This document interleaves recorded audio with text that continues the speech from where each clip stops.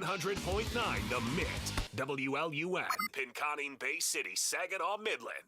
Michigan sports aren't just a game, they're a way of life. And now we've got a show dedicated to die-hard sports fans like you. Hosted by a guy who's borderline obsessed with the wins and losses of all your favorite teams. He's crazy. Every weekday morning from 9 to noon, Ben Bosscher brings you the talk that matters. The teams, the stories, and the players you care about most. This is the Ben Bosscher Show, built by Bresky Siding and Building Repair. Remember that.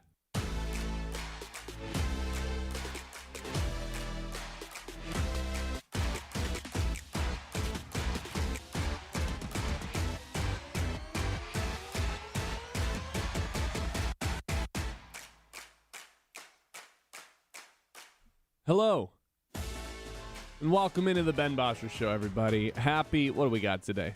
Oh my God, it's Wednesday. What? Halfway through the week. It's also Big Win Wednesday, thanks to our friends at Garber Chevrolet. We are giving away $100 worth of gas cards. I turned it down. Forward Corporation cards, that's coming up at 10:15. Lions topic to get to with minicamp going on. I want to dive further into the Brendan Sorsby situation. Where is he actually going to end up? What our team's going to be willing to offer for him.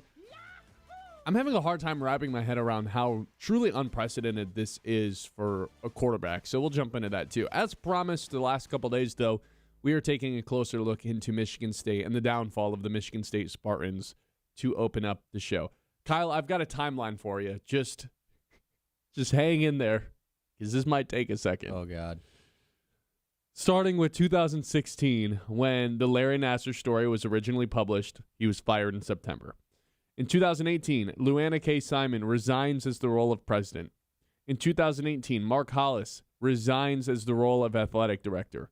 2018, Bill Beacom named acting president. 2018, John Elger named interim president by the Board of Trustees. 2019, John Elger resigns as president. 2019, Satish Upta named acting president by the Board of Trustees. 2019, Upta resigns from his role as executive VP. Samuel L. Stanley Jr. named president by the board in 2019. 2020, on a separate note, Mark D'Antonio decides to resign as the football coach. Mel Tucker is hired. Bill Beacom then steps down as the AD in 2021. Alan Haller's hired as the AD. Stanley resigns as president due to conflict with the board. Teresa Woodruff named interim president. Mel Tucker fired for cause for sexual harassment allegations in 2023. Well, Jonathan Smith is finally fired. Kevin G named the president in 2024. Alan Haller pushed out as athletic director by the Michigan State Spartan program. Jay Batt hired as AD. Michigan State gets a 3-year probation. 14 wins vacated due to participation of ineligible players under Mel Tucker. 2025, Jonathan Smith is fired with $33 million left on his contract. Pat Fitzgerald is then brought on as the football coach. And then most recently, both Kevin G, the president, resigns due to conflicts with the board, and Jay Batt follows him right out the door. That would leave 8 different people that have sat either as full presidents, interim presidents, acting presidents since 2018. The instability of this school. The fact that not once, not twice, 3 to 4 times, the board has pushed out athletic directors and presidents to the point where we don't want to work here anymore. Not only will we resign, we'll be happy to do it because I can't stand working on this board with this board anymore, the people that actually have the power at this university. You take all the political issues that are going on at Michigan State, the power dynamic, the who's president now, can't work with the board people, and then you combine it with everything that's happened with the football program between basically everything that's happened since Mark D'Antonio has left, the Mel Tucker sexual harassment allegations, the fire for probable cause, the vacating of 14 wins, the disaster that was the Jonathan Smith hire. Look, man, I would love to be optimistic about Pat Fitzgerald. There's a new AD coming to town at some point over the next few months. Guess what? New ADs typically like their own football hires. So let's say he has a bad season. All the reason to kick Pat Fitzgerald out the door and bring in your own guy. Okay, let's say he has a great season and meets expectations, succeeds them, 7-5. Why would Pat Fitzgerald not leave the first opportunity he has to go to Wisconsin or a Purdue or an Illinois? Anybody, any other team in the Big Ten has more stability at the top. If I'm Pat Fitzgerald, I'm looking around. I know he had the quote yesterday. First thing I did, I called Tom Izzo and said, I'm in the foxhole. Dude, what happens when the next AD wants to leave and the next president ends up getting pushed out by the board? There's no stability with this athletic program right now. And to watch them slowly just, not just trip, but trip over themselves because their shoes are tied together. This has been basically a pathetic athletic department since 2018. And I don't just say, oh, it's pathetic because it's been bad, it's hyperbolic. No, this has been disastrous with the amount of people that have been placed in charge just to be either pushed out the door or resigned due to they don't want to be here anymore because the board is so difficult to work with. It is hard for me to look a Michigan State fan in the eyes and tell them, hey, man, you're on the come up.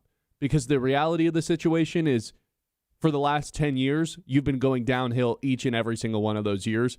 And even the 1 year where there's some sort of bounce back with the Mel Tucker, Kenneth Walker year, it just comes plummeting back down to earth. And it really has not gone off up the ground since then.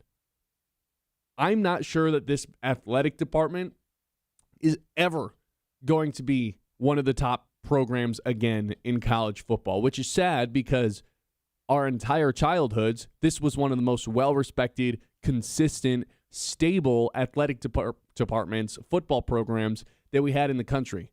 Then the Larry Nassar situation happens, and it's basically 5-6 years of people resigning, being pushed out, all of it. And they still haven't got over that because it's still affecting them to this day of these board members that are just pushing people out the door and are allegedly impossible to work with. And now some of them are suing the university because of the slander that Kevin G had to their name as he's walking out the door. And right now he's technically the president. Everyone wants this guy to stay. He doesn't want to do it. He doesn't want to stay here with this board of trustees that for 10 straight years has been difficult to work with. Tom Izzo's throwing them under the bus yesterday. For a department and program that was so stable for so long, I really have a hard time looking a Michigan State fan in the eyes and taking their athletic department and football program seriously from this point going forward. That's kind of where I'm at with Michigan State right now. It's more than just a football issue. It's an institutional issue all the way to the top, outside of just the athletic department, higher than the president. I mean, the people that are above the board of trustees are the governor of Michigan, and she's not going to get involved because why would she? You only have names to lose. You only have things to lose if you do that. Yeah. I think they're trapped. They are, and that's the worst part about this is anytime there has been a situation with a specific team, you can say, well, the coach, like this has been such a bad spot for Jonathan Smith and the football team. Okay, well, there is an outcome. You fire the coach and you make the right hire. Oh, man, there's an issue with the athletic director. Okay, they need to raise more funding. They need to get the right guy in the building. Okay, you fire the athletic director. You bring in Jay Batt, who we felt pretty good about, and clearly some other schools did as well because they went after him too. And with this, there is no, okay, well, let's get rid of the people in place and bring in the right people because that doesn't exist with the board. Mm-hmm. And so, like you said, it takes literally anything above the university for a major shift to be made, no matter how much Tom Izzo goes and says, hey, we need all active 600,000 alums to make some noise. Well, Gretchen Whitmer is one of those alums, and I believe that's probably the noise he was actually trying to make, and it's not going to happen, like you said.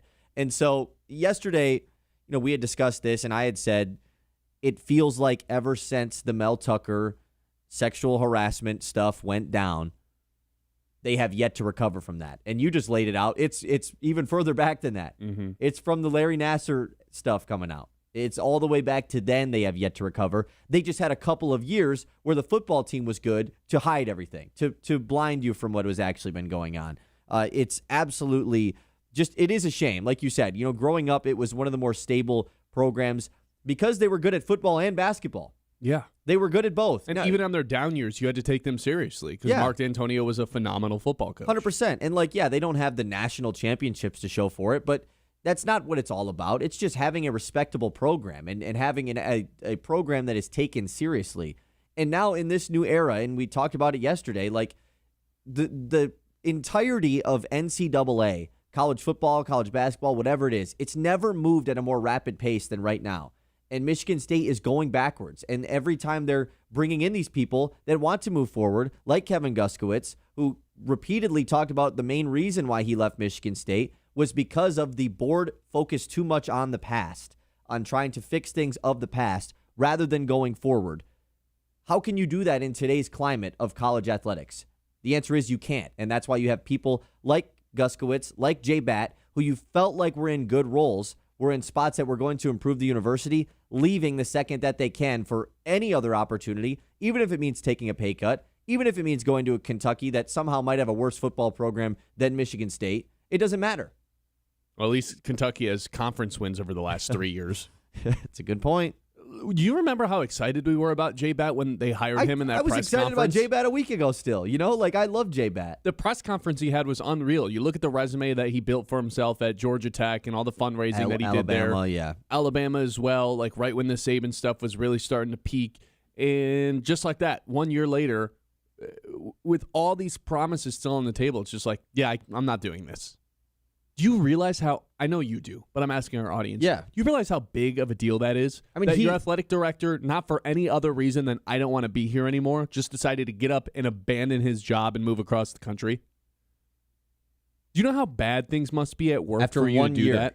After one singular season. Now, obviously, the president leaving, I'm assuming, has something to do with that. But we mentioned it, like, Jay Batt was the reason that Greg Williams of Acrisure, like, has gotten re-involved with the university.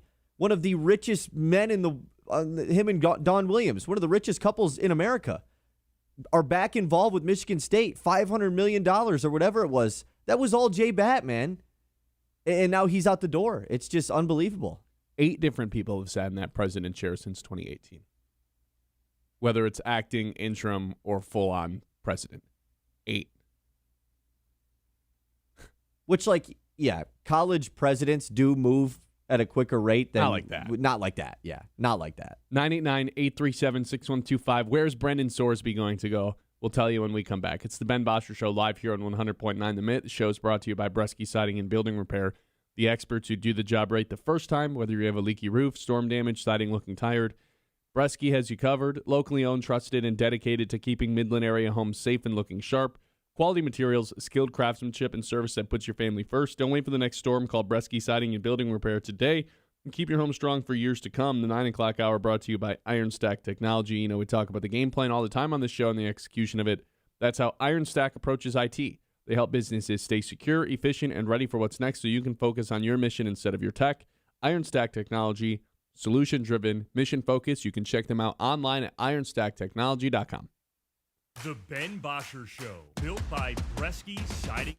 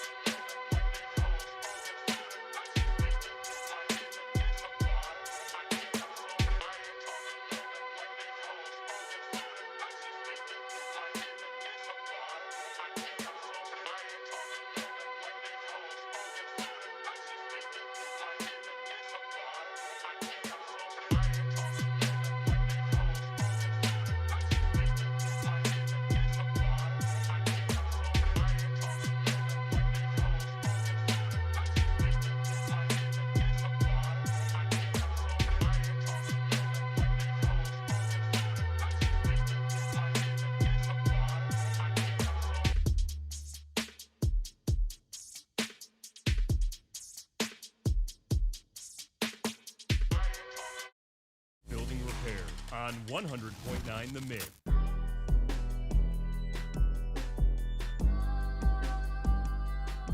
Kyle, this Sorsby situation is unlike anything I've ever read or been in the loop on before.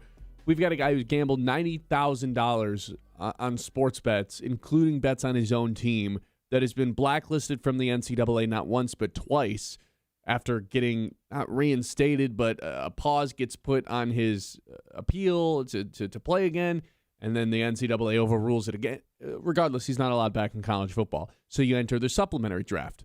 Okay, what the hell is that? I've never heard of that. I'm with you. I had never heard of this either. The supplemental draft allows players to enter the NFL, but they can't just sign with any other team because that would be basically skipping the draft and going into free agency. So teams are allowed to essentially bid with their 2027 draft capital in order, in waiver order, and randomized to be able to acquire Brandon Sorsby. So a team could be like, I'll gamble my first round pick, and if that's the highest offer, boom, that's the team he goes to. This is happening. Gamble. This it's all is Sorsby. This is what's happening, and I can't believe the NFL hasn't stepped in and been like, yeah, no, this guy's just not welcome into our league. Take your sports betting and go to FanDuel and go walk out with a partnership, man. Like you're not coming to this league. That's probably what I would be doing if I was Roger Goodell. But the storyline of this has become so ultra fascinating to where we've got guys like Todd McShay saying, yeah, teams are going to be willing to give up second-round picks for him. This is a first-round talent in Brendan Sorsby. If you were to come back and play how a lot of experts and scouts think he would have, this could have been a first-round pick, maybe a guy who was picked right before or right after Arch Manning going into this year's draft. You never really know how these things are going to play out until the season does. You know, we didn't think Fernando Mendoza was going to be the first overall pick at the beginning of the college football season. He played his way right into it. So who knows how this thing would have worked out? I'm fascinated to see what teams are willing to give up. Well, first of all, what teams are going to be interested in acquiring Brendan Sorsby? Like, are the Lions going to be a part of this? Are they going to be willing to bid a 7th-round pick just because? Or also, what teams are actually willing to give up? Is there actually going to be a team that says, we will forfeit our pick next year for the guaranteed quarterback? We will forfeit that first overall pick, or not first, but first-round pick to acquire a quarterback right now. Are there going to be teams willing to do that? I have zero idea. But there are a handful of teams that will, without a doubt, be sending offers for Brendan Sorsby, going into the supplementary draft where the date is still TBD. When we don't know what it is. And it sounds like he already has his workouts planned. So from everything we've seen so far, it sounds like the NFL isn't going to hold this up. There have been instances, we mentioned with Kayshon Boutte yesterday, where a guy has bet and gambled on college football and then has gone to the NFL. There was no punishment for Boutte once he entered the NFL. A little bit of a different scenario. He had already been drafted after the stuff had all come out. So, I don't know if he had bet on NFL either. It was just betting on college football. I also can assume he didn't bet on his own team to lose. Well, he bet on his own team, but I don't know if the specifics about it. But nonetheless, this is still the ultimate scenario, right? The stuff with Brendan Sorsby is we've never seen something like this before, and it happening before he had even started his what was supposed to be last year of college football, and now he's just in the NFL. But yeah, let's just say if the NFL does allow him to play, and we are discussing like what is the give up price going to be for a Brendan Sorsby in this draft. Yesterday we set the line at round 3.5, we said, or as far as a pick, like a 3rd or 4th round pick is probably what we would guess.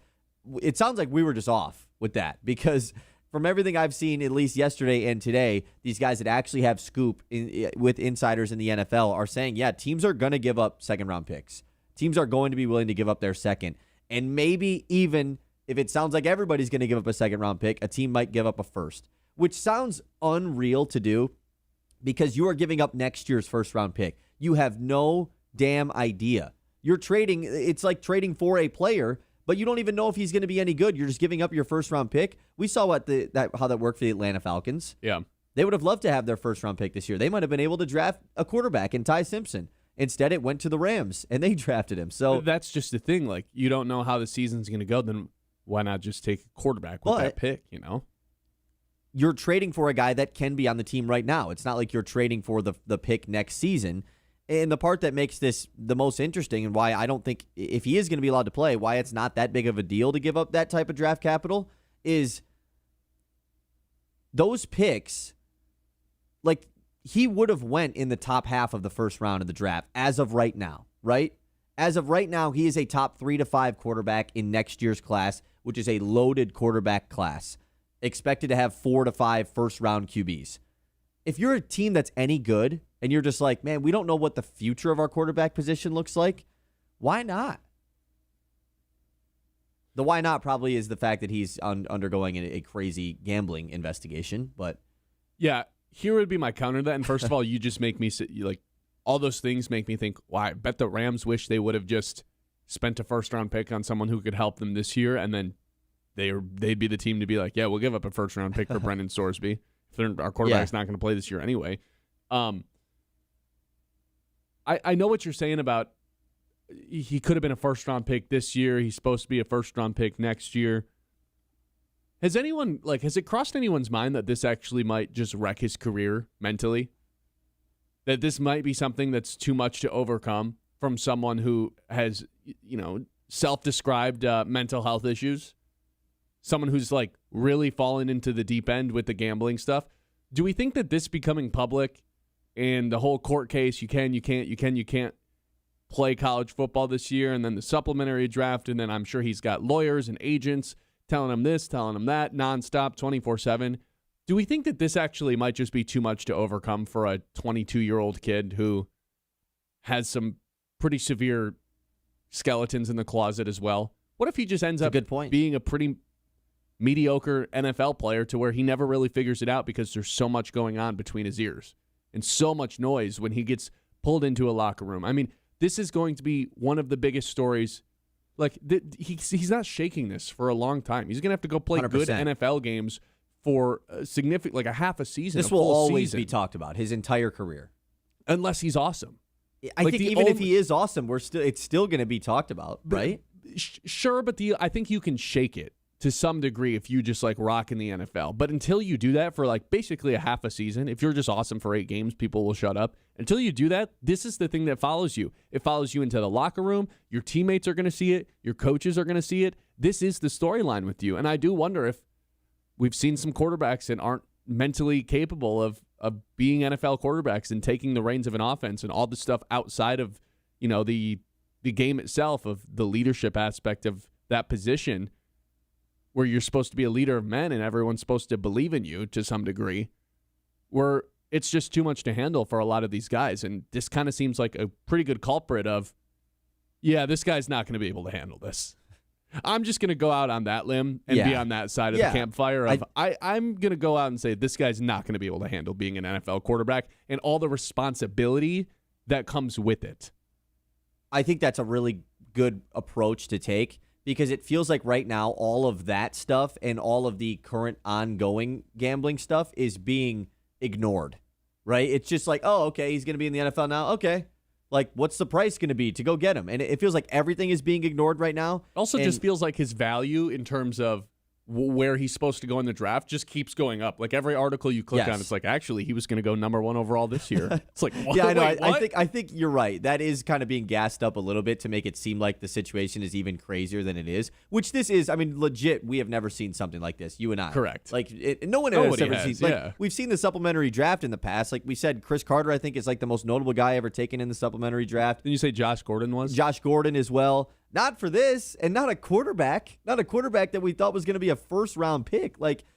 The stuff that you said is being ignored, and on top of it, even if he can shake it, even if he is mentally strong enough to, you know what, I'm over it, I'm fully focused on football, I'm a strong-minded person to put this behind me, the NFL could still then just step in and be like, hey, man, no. Who do you think you are? You think you can just bypass everything that you did over there and come to our league where we are super anti-gambling and get through? Yeah. That could easily happen as well. So that's why the price that actually sounds it is as high as ever right now of a second-round pick, you're essentially throwing your second-round pick in a hat because you have no idea what the other teams are willing to offer. Mm-hmm. You're throwing it in the trash, and it's okay, now I'm putting my hand back in the trash with my eyes closed, and hopefully I pull it back out. How many teams do you think will actually end up offering a first-round pick? Because I feel like the longer and longer we get away from the season, the more it's becoming, well, you can get them on a pretty good discount. And I'm just like, I don't know, man. I don't know about that. But the only thing I will, like, the counter to that is, because I've seen the point of, but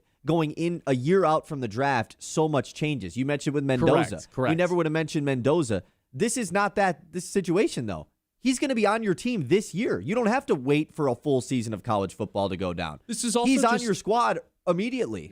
This is also just unprecedented, like, approach to coming into the NFL. No draft, 100%. No combine, no pro day. No final year of college that. football. Like, I mean, his last year at Cincinnati was great, but he wasn't going to the draft. Yeah, you know what you don't get? Not just like the combine in terms of, let's go measure how fast he can run in his underwear, but like the sitting down with teams, the ability to interview with teams, not for his own sake, but the teams getting to know him as a person. And do you do all that at the supplementary draft? I have no idea. I have no clue. And if you do, I have a hard time believing that a team is willing to draft a guy without ever talking to him.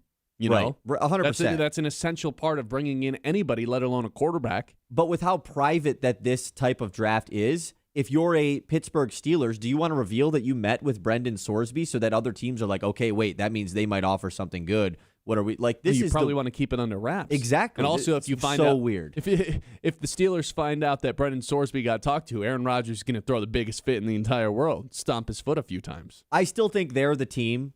I think there will be a team that offers a first-round pick, because another question that I have, a team like the New York Jets that has multiple first-round picks next year, is it their own pick? Can they choose which first-round pick they throw in the supplementary draft? I don't see why not, right? That feels like a little bit of like a I don't even know. It should be an advantage. You have an extra first-round pick. Sure. Someone was dumb enough to trade you one. If you get to choose which one, then why would the Jets not get involved here? Hey, we get a year test of being this guy maybe being our franchise quarterback, and if he is, then we don't have to use our first-round pick next year on it. We can draft a player to put around him. We could get Jeremiah Smith to throw with Brendan Sorsby. If I'm the Jets, oh my God, the teams that have the extra first, that's what I'm doing. Why not? If you can choose which one it is. If it has to be the Jets first, then of course I wouldn't. The teams with the extra firsts are Cleveland, right? Doesn't Cleveland still have an extra first? Cleveland, Miami, and or maybe Cleveland doesn't. Maybe they had one this past year with Jacksonville and the Jets, right? That's it. I think that's it. All of which could use a quarterback. Yeah, I'm fascinated by this. I've seen Minnesota as well. What do you think about that? I think they're pretty committed to Kyler Murray, even though it's not a financial commitment by any stretch of the imagination. I think there's some real expectations from some people that they think Kyler Murray can be great again for Minnesota. So I don't think it's worth it for them to bring in a third quarterback to be in this race. To me, the obvious teams are Arizona, the Jets, because Geno and Jacoby Brissett are not long-term answers at those quarterback spots. And then maybe Miami. But you and I felt no, you didn't. I felt kind of optimistic about Malik Willis. I'm not saying he's going to drag them to 8 wins, but I don't know if he's going to be the reason they're losing games. I feel like that team's a couple years away from drafting a quarterback anyway. Yeah, the Jets are actually the only team right now with extra firsts. You know, they have 3 of them, by the way, to keep your eyes on. What if Philadelphia was just like, let's just get out ahead of it? They've done this before when they had Wentz, and they took Jalen Hurts. And Wentz was awesome when they did that. It's Howie Roseman. He's forward-thinking. Doesn't think he can get a quarterback. They don't really shy away from the guys with the off-the-field stuff. Mm-hmm. They drafted Jalen Carter when everything was going down with him in the draft. Look how that worked out. What if they think this is their best opportunity to go get an awesome prospect, a quarterback prospect, because they don't ever plan on picking in the top 15?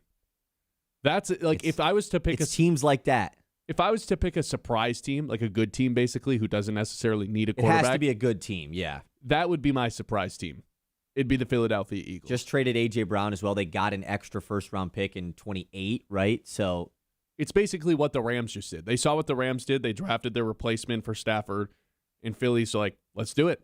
Because Hurts sat on the bench for a year and a half before he started playing consistently. Yeah. And he came in we didn't really expect him to play as soon. Second-round pick as well, so a little bit different. But Maybe Green Bay would be on that list too. I mean, let's shocking teams? Let's throw out the obvious one here. Like, what would you feel about if the Lions got involved in this? I'd throw up in my mouth. Okay. Would you? Would you not? I just want to hear your opinion on it. I mean, look. I just don't think they're in the business of replacing Jared Goff. I don't think the Lions are in the business of bringing in gambling players like that when they've already had a little bit of controversy in that regard over the past couple of years. Not just with Jameson Williams, Quintez but Cephas. but those other guys that truly did get kicked out of the league essentially because, well, A, they weren't good players, and B, they were gambling on actual NFL games. Rather than J-Mo who gambled on. That special teamer CJ something. I already forget his name. CJ Moore, yeah. Because remember, everyone wants to get mad at Jameson Williams for gambling, but he gambled on college football games from his hotel room on a road trip, which was considered team facilities. If he stepped across the street to his local McDonald's to order a McFlurger, he could have easily gambled on college football That's why games. his suspension was dropped as well. It's still one of the more ridiculous suspensions we've seen in the NFL. So, no, I don't think the Lions would be interested in that. I don't think they'd be in the business of giving up picks for a quarterback. I think Jared Goff has played at an exceptional level for 3 or 4 consecutive seasons in a row.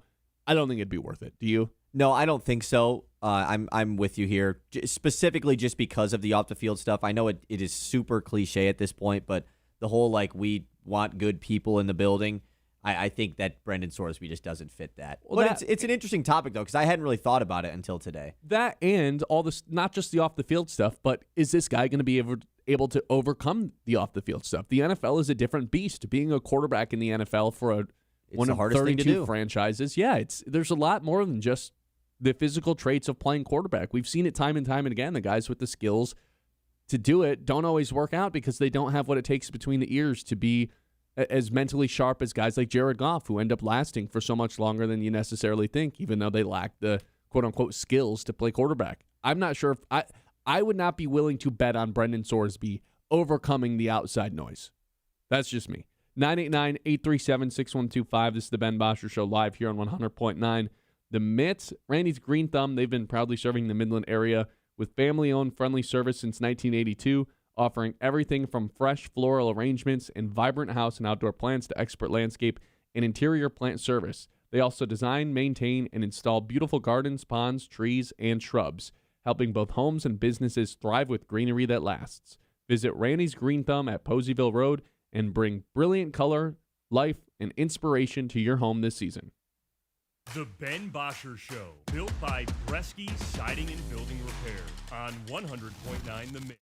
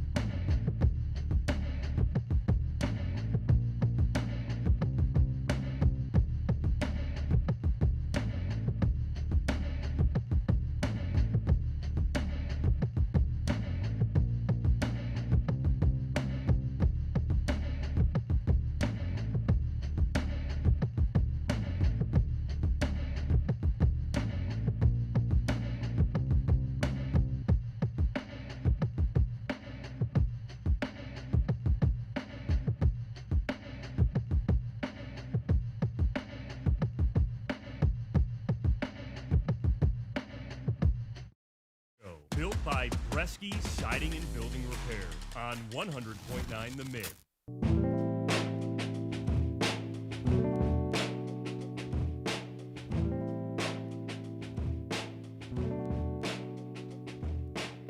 Nine 837-6125. Kyle Sandel, take it away with the news. The Mets Morning Catch. It's time for the news. Here we go. Community calendar presented by Breakout Siding and Building Repair. Mentioned it yesterday. Going to mention it again today and probably tomorrow too because it's a pivotal week for our Great Lakes Loons here in Dow Diamond. First half comes to an end on Thursday. Loons are now a half game back because no game last night. It got canceled. It was crazy. Cats and dogs, rain and type weather. So no game last night. Doubleheader today at Dow Diamond. Come on out. First pitch at 5:35 here. That's for game one, and then game two will follow afterwards as well. Playing against Lake County, who they're also tied with. Yeah, all alleged. Last night you guys were supposed to play at 10 p.m. until you finally banged it. Yeah.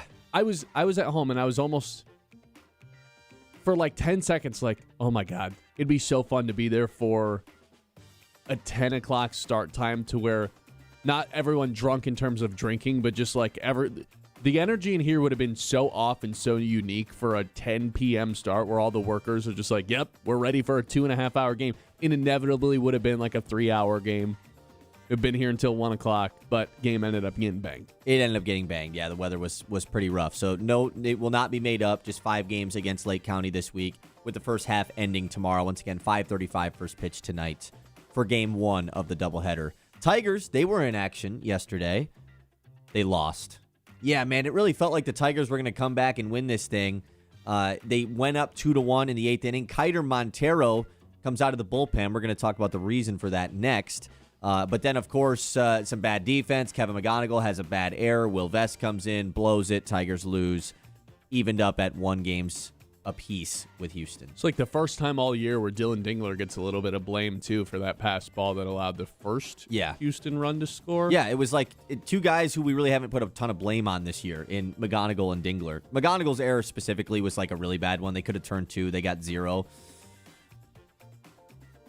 That sucked. Yeah, it did. Montero was electric coming out of the pen, though. He was, yeah, and it was like a tough spot for that guy to be in. I thought there was a chance maybe he would get the 3-out save or 3-inning save. He technically would have gotten the win, I guess, if they would have went up. But the defensive prowess from the Tigers just continues to get worse. Good outing from Framber Valdez, though, in his return back to Houston. He, of course, the first time pitching there since joining the Tigers. Had a pretty good outing, 6 innings pitched, 6 Ks, didn't have an earned run because of the Dingler one that was given up, only 3 walks as well. So good to see Framber potentially getting back on schedule after his previous bad start. The news, though, that is pretty big that comes out before the game yesterday and probably a reason why Kiter Montero came out of the bench or came out of the bullpen. Justin Verlander will return to the Tigers on Sunday to pitch for the first time at Comerica Park. What was the year? I had it on the top of my head, and I forget. 2017, I think, was the last time. Correct. It's been a crazy long time since JV has pitched in Comerica, and he finally will return after just starting 1 game so far this season on the road. This is interesting because AJ Hinch yesterday went on MLB Network Radio. We'll talk about some of the other things that he said. But one of the things he did say was, like, yeah, Verlander's just been pretty inconsistent. Like, I don't feel great about it. He didn't give comments that led you to believe they were going to put him back in the starting rotation at the major league level. And yet they did. So hopefully it's the same thing with the Gleyber Torres situation where he said he doesn't feel good about it, and then he hopefully doesn't get put on IL.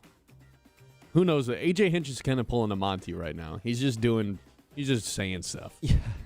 He's saying random stuff. He is kind of just saying stuff. But, yeah, Verlander is back. We don't have an update on Troy Melton yet. Hopefully he does not have to have an injured list stint. It would make sense if he didn't because with Montero getting pushed to the pen, that would make you think Melton is fine.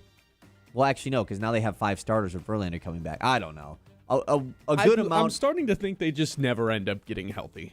And all these conversations about, but they have 7 pitchers. Flaherty's what on the actually IL. happens when everyone's healthy? What if we just never have to find that out because this team, they can't stay healthy? I'm starting to think there might be an electromagnetic field somewhere downtown Detroit because of all the injuries. There might be, man. Let's use that to look at the Covenant Healthcare injury report. We'll end the news with these flurry of Tigers injuries updates.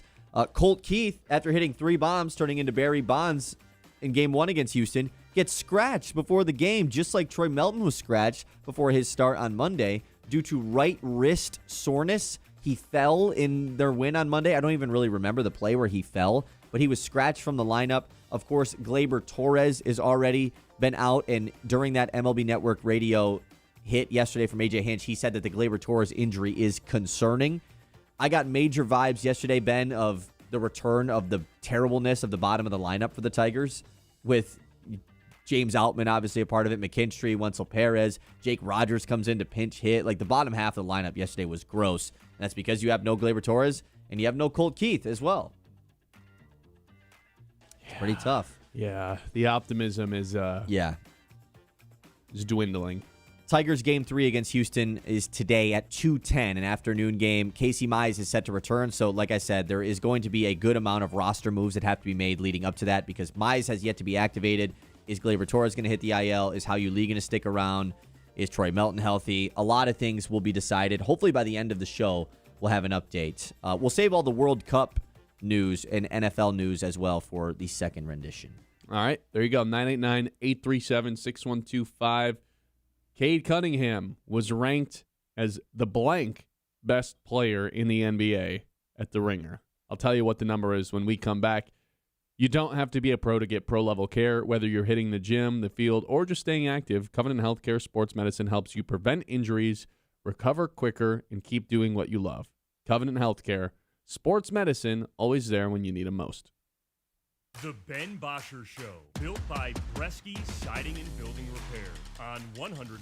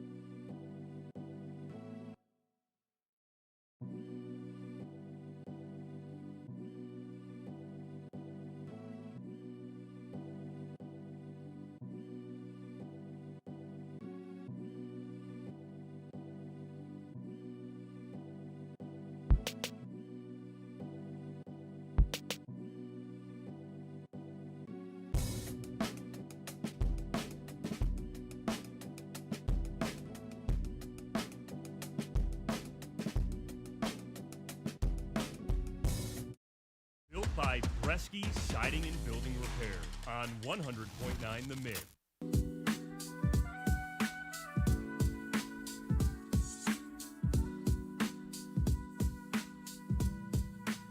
Did you see the Ringer updated their top 100 post-finals?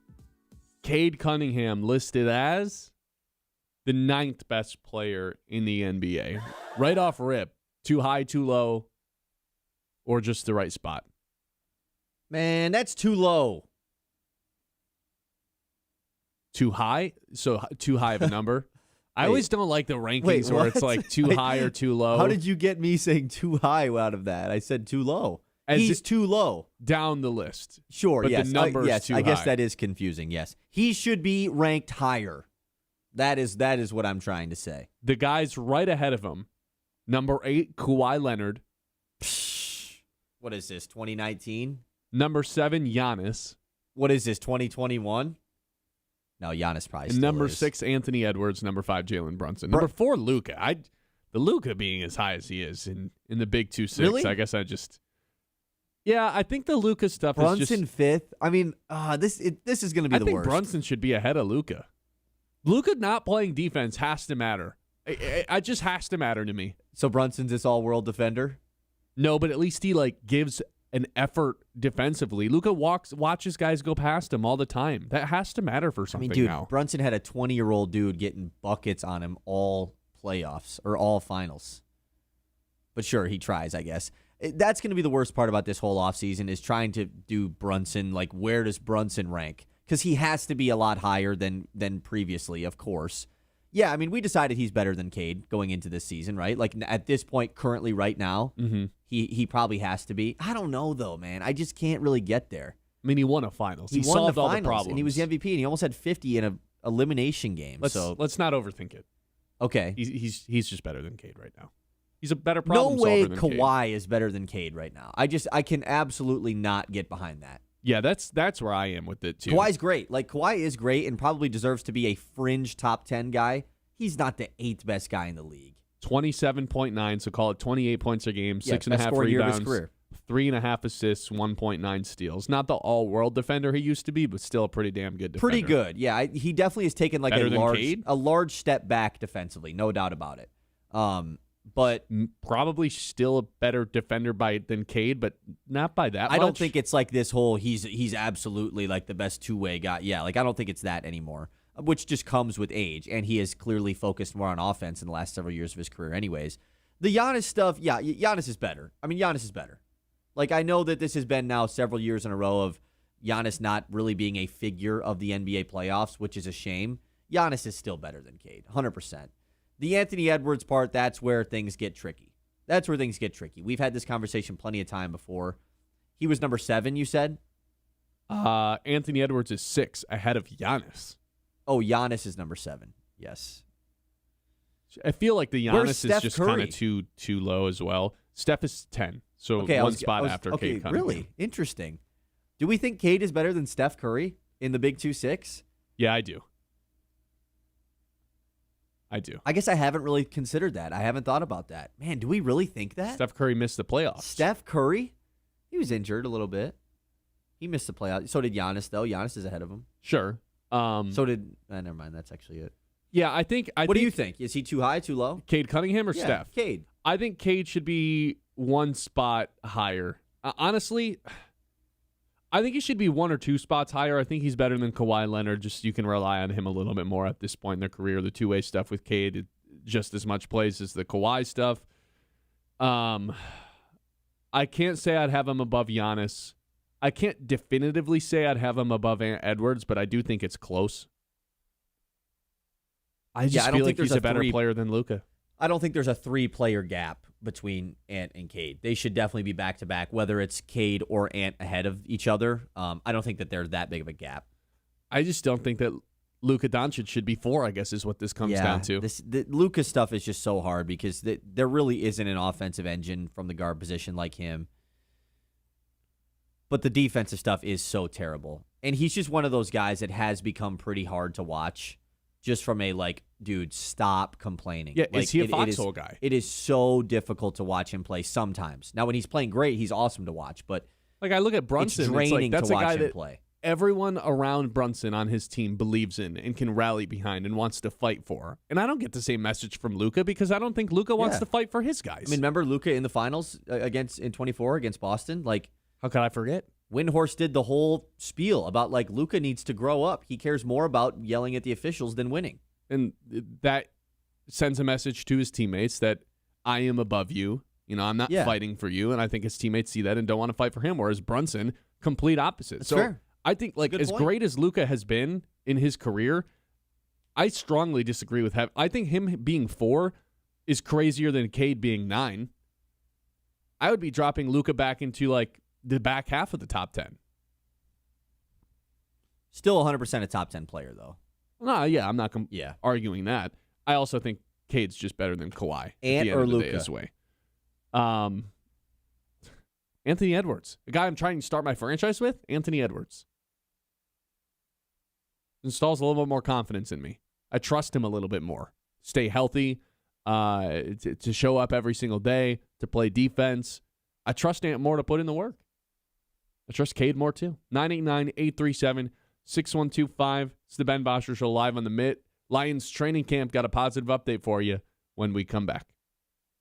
The Ben Bosscher Show, built by Bresky Siding and Building Repair on 100.9.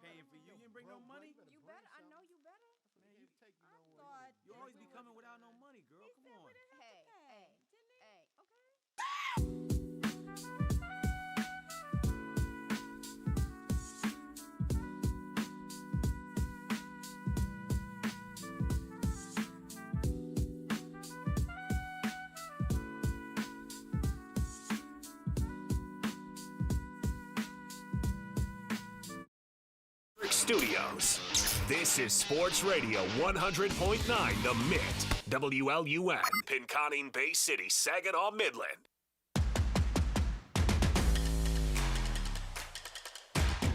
Got a nice update from Lions mini camp this week. Sam LaPorta out there running around, participating in a lot of the drills. He looks healthier. Obviously had the back surgery, missed a lot of last year. And this contract situation with Sam LaPorta has lingered around this offseason. Oh, is he going to get it? Is he not going to get it? Are they going to trade him before he can get back out on the field? What's going to happen here if you're the Detroit Lions dealing with someone, a big guy with a back problem? Usually that doesn't work out too well, but we got some positive news that Sam LaPorta was out there running around. So it leads us to the question, what is more likely? A Sam LaPorta contract extension or a Sam LaPorta trade? To trade or not to trade? To extend or not to extend? The positives in extending, well, you bring back an awesome player who is second-team All-Pro as a rookie. Looked like he was going to have a career year last year before he ends up going down. One of the best two-way tight ends in the NFL. One of the most underappreciated players that we have in the NFL. I think he could be the number one option and put up some pretty crazy numbers on his own team. Now, fortunately for the Lions and unfortunately for his own PR, he plays on a team with Amon-Ra St. Brown and Jameson Williams and Jahmyr Gibbs. We saw how much of a setback the offensive line had in terms of outside zone gap schemes when Sam LaPorta went hurt because of the blocking aspect, which he really took a step forward in last year when he was healthy. The pros of re-signing him are you get an awesome player back in return. The cons of re-signing him are there's another $20 million a year allocated to another player. About $20 million. All of a sudden, signing Brian Branch becomes harder because he's another guy who should be making about $20 million a year. Guess who else should be making about $20 million a year? Jahmyr Gibbs.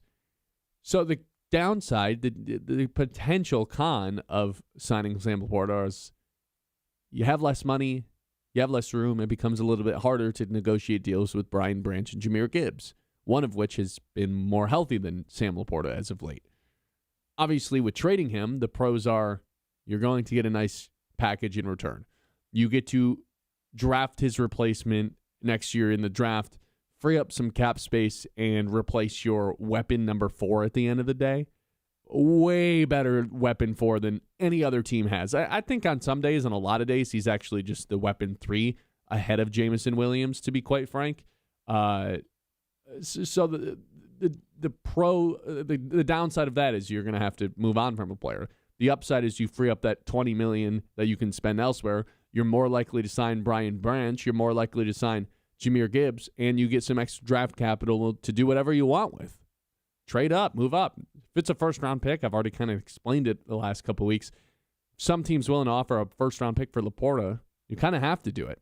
I don't think there's a team out there that's willing to offer that as of right now, but you never know what happens. So I'll ask you, Kyle, and then I'll ask our audience. What is more likely, a Sam LaPorta trade or a Sam LaPorta contract extension now that we've got a positive update with his back? He's out there running around for minicamp.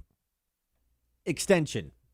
I think that's more likely. I think the positive updates that we've gotten, now you could take the route and say that they're using it as a way to up his price via trade.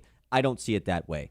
I think Sam LaPorta so clearly was the number one reason, or at least the number one spot in the season that the Lions started to go downhill was when he went out, and he is vitally important to this team's success on offense.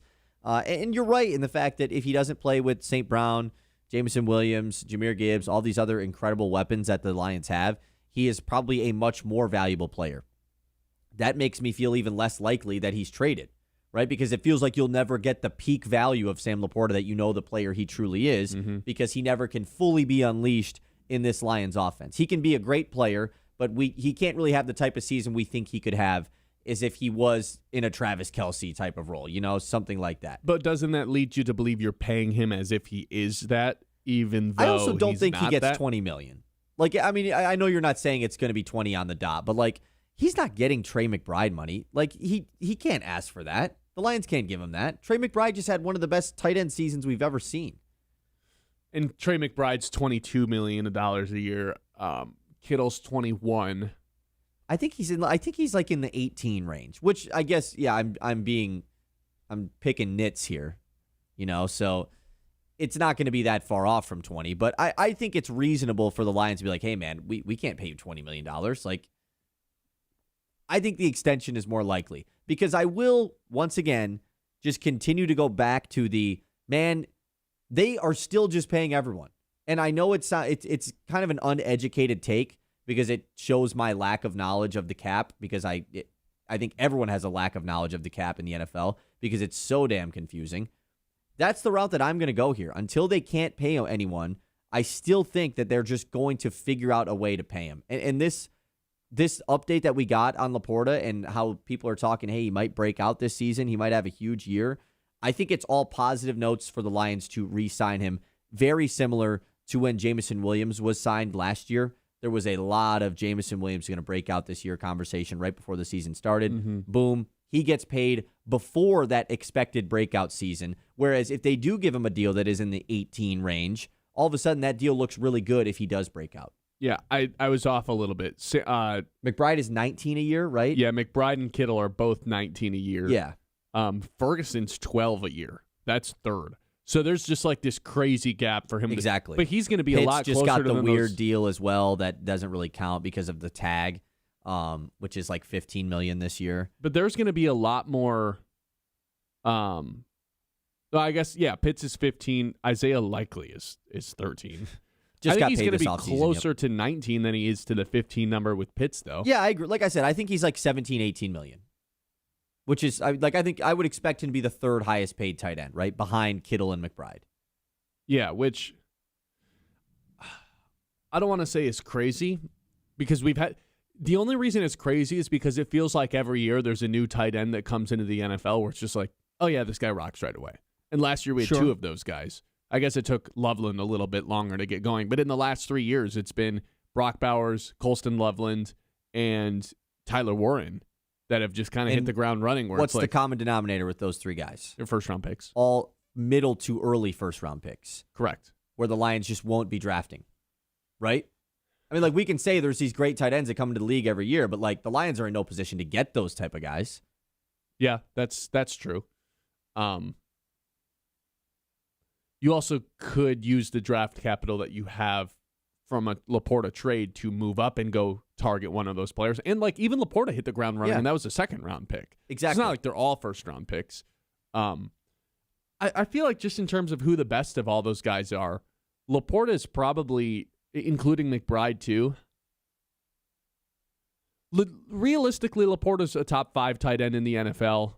I think McBride is obviously past him. I'd take Bowers ahead of him too, but I'm not all that convinced Tyler Warren or Loveland's better than him. I don't know why I would think that. The way that he was playing last year. There's a projection you can make for them, yes. But as far as like who's actually better right now, I think LaPorta would be 5th with Kittle in the mix that you just mentioned as well. The way LaPorta was playing last year, I know this numbers, like, again, they're just never going to be what they could be with Amon-Ra, Gibbs, and Jamo in the mix.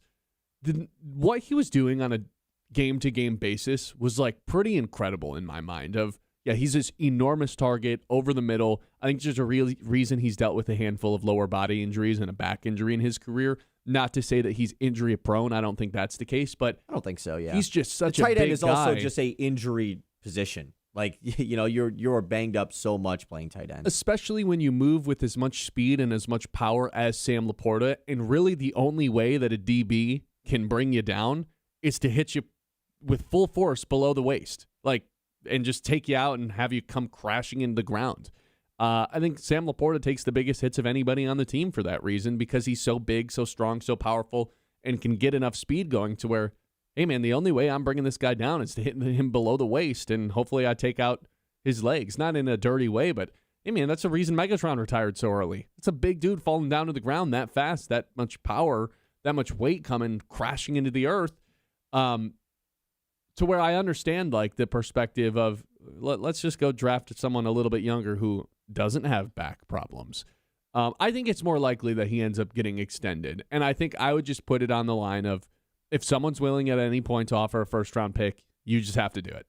You have to pull the trigger and say that that's a steal of a draft pick. Sam LaPorta is a great player, but the value of having a first-round pick is probably going to outweigh the value of having Sam LaPorta, especially if you consider what we can turn this draft pick into, whether it's a player, whether it's moving up into the first round higher to acquire like someone really awesome. Not that Sam LaPorta's not, but I think that's where I draw the line. If it's a first-round pick, you got to do it. If it's not, there's some meetings to be had, but it's more than likely just going to be a no. I agree. I'm with you from this perspective, especially if you're giving up your first to get Brendan Sorsby as well. Okay, relax. I'm just kidding. But yeah, I do agree, but it does bring up the question of if we are leaning to extension for Sam LaPorta, are we still sure that Gibbs is the next guy to get paid? Like, because we basically had locked that up, right? I think all of this LaPorta buzz we're getting. I think LaPorta right now. You think LaPorta gets paid before Gibbs? I think the buzz is real. I think it is too. I think the running back market is just so difficult to negotiate that it just ends up you're in a staring contest with Atlanta because it's unprecedented for a first-round running back to get paid a max deal by the team that drafted him. This doesn't happen. It hasn't happened in almost a decade. So unlike every other market where it's like, well, you're like the fourth best tight end, but because you're a free agent, you're going to be the second best tight end, or hey, you're the second best offensive tackle, but now that you're up for an extension, you're going to be the highest. Unlike any other of those markets, the running back one is just so goofy in that the highest paid running back in the NFL can be three different people based on total money, AAV, signing bonus. Like it's so up in the air as to how you can work these contracts out to where I think it's put Atlanta and the Lions both in a not uncomfortable situation, but an unknown territory situation to where I think the other team this is one of those rare instances where you might actually want the other team to get the contract done first to see what they do and see how you can improve it to be more of a team-friendly deal. 989-837-6125. This is the Ben Bosscher Show live here on 100.9 The Mitt. The 10 o'clock hour is brought to you by Aired Insurance. They understand not everyone's insurance needs are the exact same. Whether it's your home, auto, life, or business coverage, they make sure your protection actually fits your life. If you're looking for a team that takes the guesswork out of insurance, this is it. Be sure to go follow Aired Insurance Group on social media to stay connected and see how they're helping people every day. The Ben Bosscher Show, built by Breakout Siding and Building Repair on 100.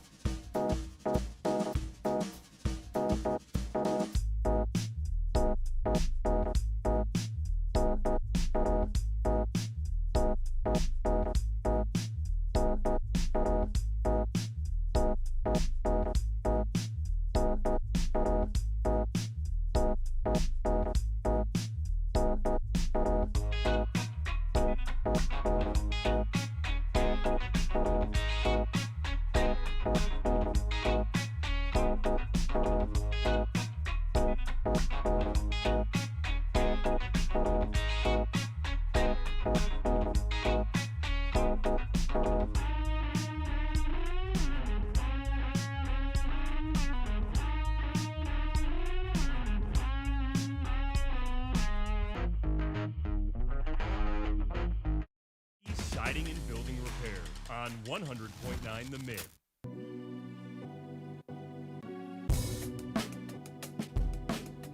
It is Big Win Wednesday, thanks to our friends over at Garber Chevrolet. Thanks to our Forward Corporation partners, we are giving away $100 worth of Forward convenience store cards. Good for gas, anything at these Forward convenience stores. So without further ado, let's give away the key word. Today, it is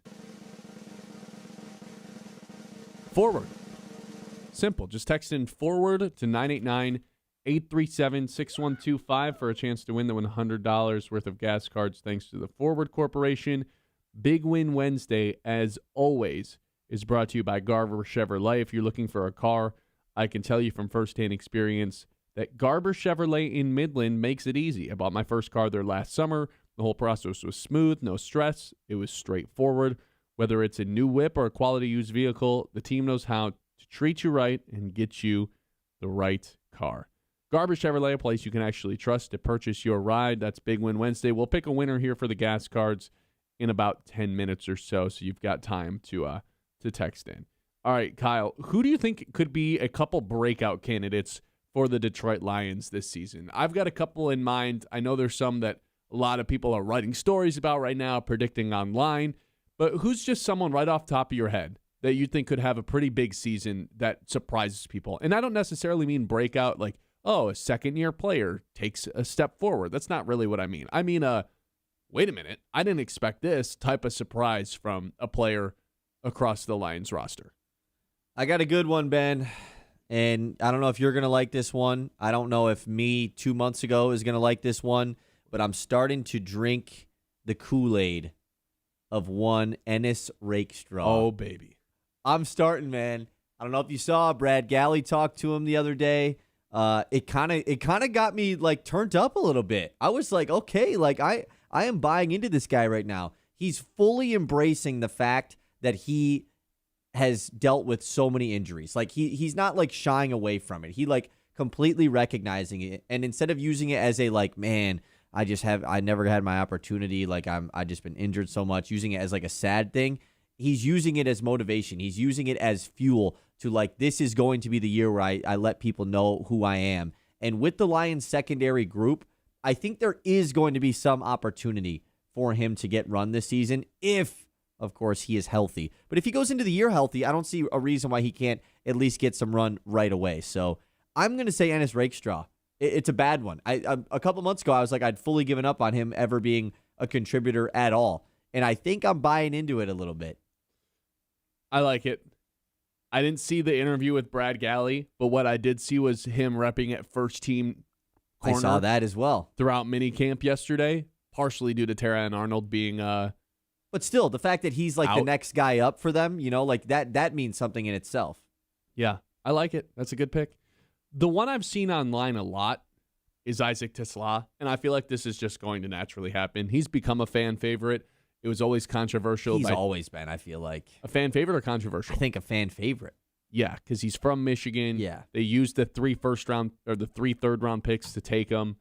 But I did go through and do the math on what the realistic expectations for an Isaac Tisla should be this season, even if he does take a step forward, which Dan Campbell talked about it. He said he's not been flashy at all. He's been consistent. He feels like a pro. I would much rather get those type of reports out of camp than, oh, look at this one-handed catch. He had another one-handed catch. I'd rather get the consistency of like, yeah, he's just kind of getting more open, because that was his whole problem last year. He could never get open. There was always guys glued right to him, and he had to go up and snag it with one hand. If he's just getting open and not making the flashy plays, that's actually a good thing. So I crunched the numbers. Tim Patrick in 2024 as wide receiver 3 had 33 receptions for 394 yards. Khalif Raymond as wide receiver 3 in 2025 with 17 receptions for 215 yards. And then last year, Isaac Tisla is the wide receiver 4. I think he kind of became the wide receiver 3 weapon for when Sam LaPorta got hurt. He kind of took over in that sense. 16 receptions for 239 yards. So to me, if we think that he is going to be better than Pete Khalif Raymond, different skill set, but more productive, and we think he's going to be a better version of Tim Patrick, I think that probably puts you at about 30 receptions, 300 yards as a conservative prediction for what he could be. And the upside would be like 37 receptions for 400 yards. I think there's natural regression coming with the touchdowns. He had finished with 6 of them last year. That feels like it'll be hard to replicate if Sam LaPorta's healthy the entire season. But I do think he's still a guy who's going to find the end zone 5 times at some point this season just because of how big 100%. of a target he will be. It's not going to be alarming if he doesn't score as many touchdowns because it was almost kind of weird how many touchdowns he Is he due for regression, scored. though? Like, I think it was only weird because of how limited snaps he played and yet was still scoring touchdowns. But, like, that is his whole thing. Like, I think he's still going to be targeted in the red zone. Yeah, he's a red zone threat. And he's going to play even more this year. So, like, I could see the touchdowns being the exact same. What'd be awesome is if he became that reliable third down threat that Tim Patrick was in 24 in the regular season. Emphasis on Josh the regular Reynolds season. as well. Yeah. Yeah, Josh Reynolds as well. That's a good one. Yeah. The player I truly do think is going to break out, though, is DJ Reed. Ooh. That's a player who... He had all the boys over to his house. I saw that, that got me really excited. You always like that kind of stuff. Yeah, hey, come over. We're going to teach each Kirby other. Joseph and all the secondary guys would watch Thursday Night Football together? I think it was at Kirby Joseph's place. They did that last couple years, too. Yeah, and now DJ Reed is kind of taken over not just come over, but let's watch. I'm going to have a film session. You guys are welcome to show up. And they all were doing this is how I watch film. This is how I, dissect the game. And they all just kind of studied some tape together. And then guess what happened the next day at practice? Defense has 3 interceptions during minicamp. They pick off everybody. So it's like, oh, this is actually some veteran leadership in the secondary. And DJ Reed obviously had a disappointing year last year. But when he came back from injury, there's been a ton of, he's spoken out about it a couple times now. He just never felt the same after his hamstring injury last year where he nearly got surgery. He's been doing some extra treatment, some cell regenerating, I don't know, some rich people stuff. This offseason to where he's starting to feel 100% again. He feels healthy. He feels explosive. And he's ready to go prove it onto the field. So it is nice that you and I both are picking guys in the secondary that we think, think about how can different. One of them break out at least? Yeah. Think about how different the secondary is going to look in week 1 this year compared to week 1 last year, where it's Joseph, Branch, Terrion. It's not even mentioning a guy in Roger McCreary who you have been pretty high on as well. I can't wait to see Roger McCreary. And that's a guy who's been repping at first-team nickel the entire season. So I think there's a handful of guys on the defense that could take that leap forward. It's not that I think Tesla can't. I just think there's like a ceiling as to what he can be as the weapon 5 on this team. Yeah. But there's a lot of Tesla buzz right now coming out of camp. There is. I have another offensive one, kind of a weird one. But first, Sauce Boss in our YouTube chat says, maybe a hot take, but I think LaPorta gets back to the offensive weapon he was before last season. He could break out by being more of his rookie season self. I think he was a better version of the rookie version of himself last year before he got hurt. So I'm with this texter. Yeah, especially with all the buzz that we're getting. I have one that I'm surprised has not been talked about. It feels obvious. I think the only reason why it hasn't gotten a lot of buzz is because I don't know what a breakout, quote-unquote, looks like for a guy who plays this position. I think Christian Mahogany's just, going to have a good year at left guard. He's playing next to Penei Sewell, man. How bad could it be? It's as simple as that. With Sewell moving over to left tackle, we had the whole conversation in the offseason of, who's going to be the left guard? Maybe they address that in the draft. Maybe they sign a veteran to be in that spot. Of course, Juice Scruggs was added in the David Montgomery trade. I just think Mahogany is going to be fine. He's going to have a good year at left guard, and we're not going to be sitting here they gotta figure out a replacement for him. He's playing next to Sewell, man. I think the reason there hasn't been a ton of buzz with him is because it wasn't like he was just guaranteed write him in to start at left guard. But honestly, the closer and closer we get to who else would start? It's just going to be for a guy him. that has started for them as well. They clearly have had confidence in him at one point. Yeah, I think that's a fantastic answer as well. Anytime you play next to Penei Sewell, I'm just going to go out on a limb and say you're going to have a good year. It can't go that bad, that's for sure. Yeah. To put some of the DJ Reed numbers into perspective as to him having a down second half after he returned from injury, first 4 weeks in terms of the yards that he allowed, right? from the field. It was 47, 37, 7, and 48. So he never allowed a 50-plus yard game. Then he got hurt. Then he comes back, and it's 30, 45, 130, 97, 25, and strong end to the year with 9 yards allowed and 8 yards allowed in the last 2 games.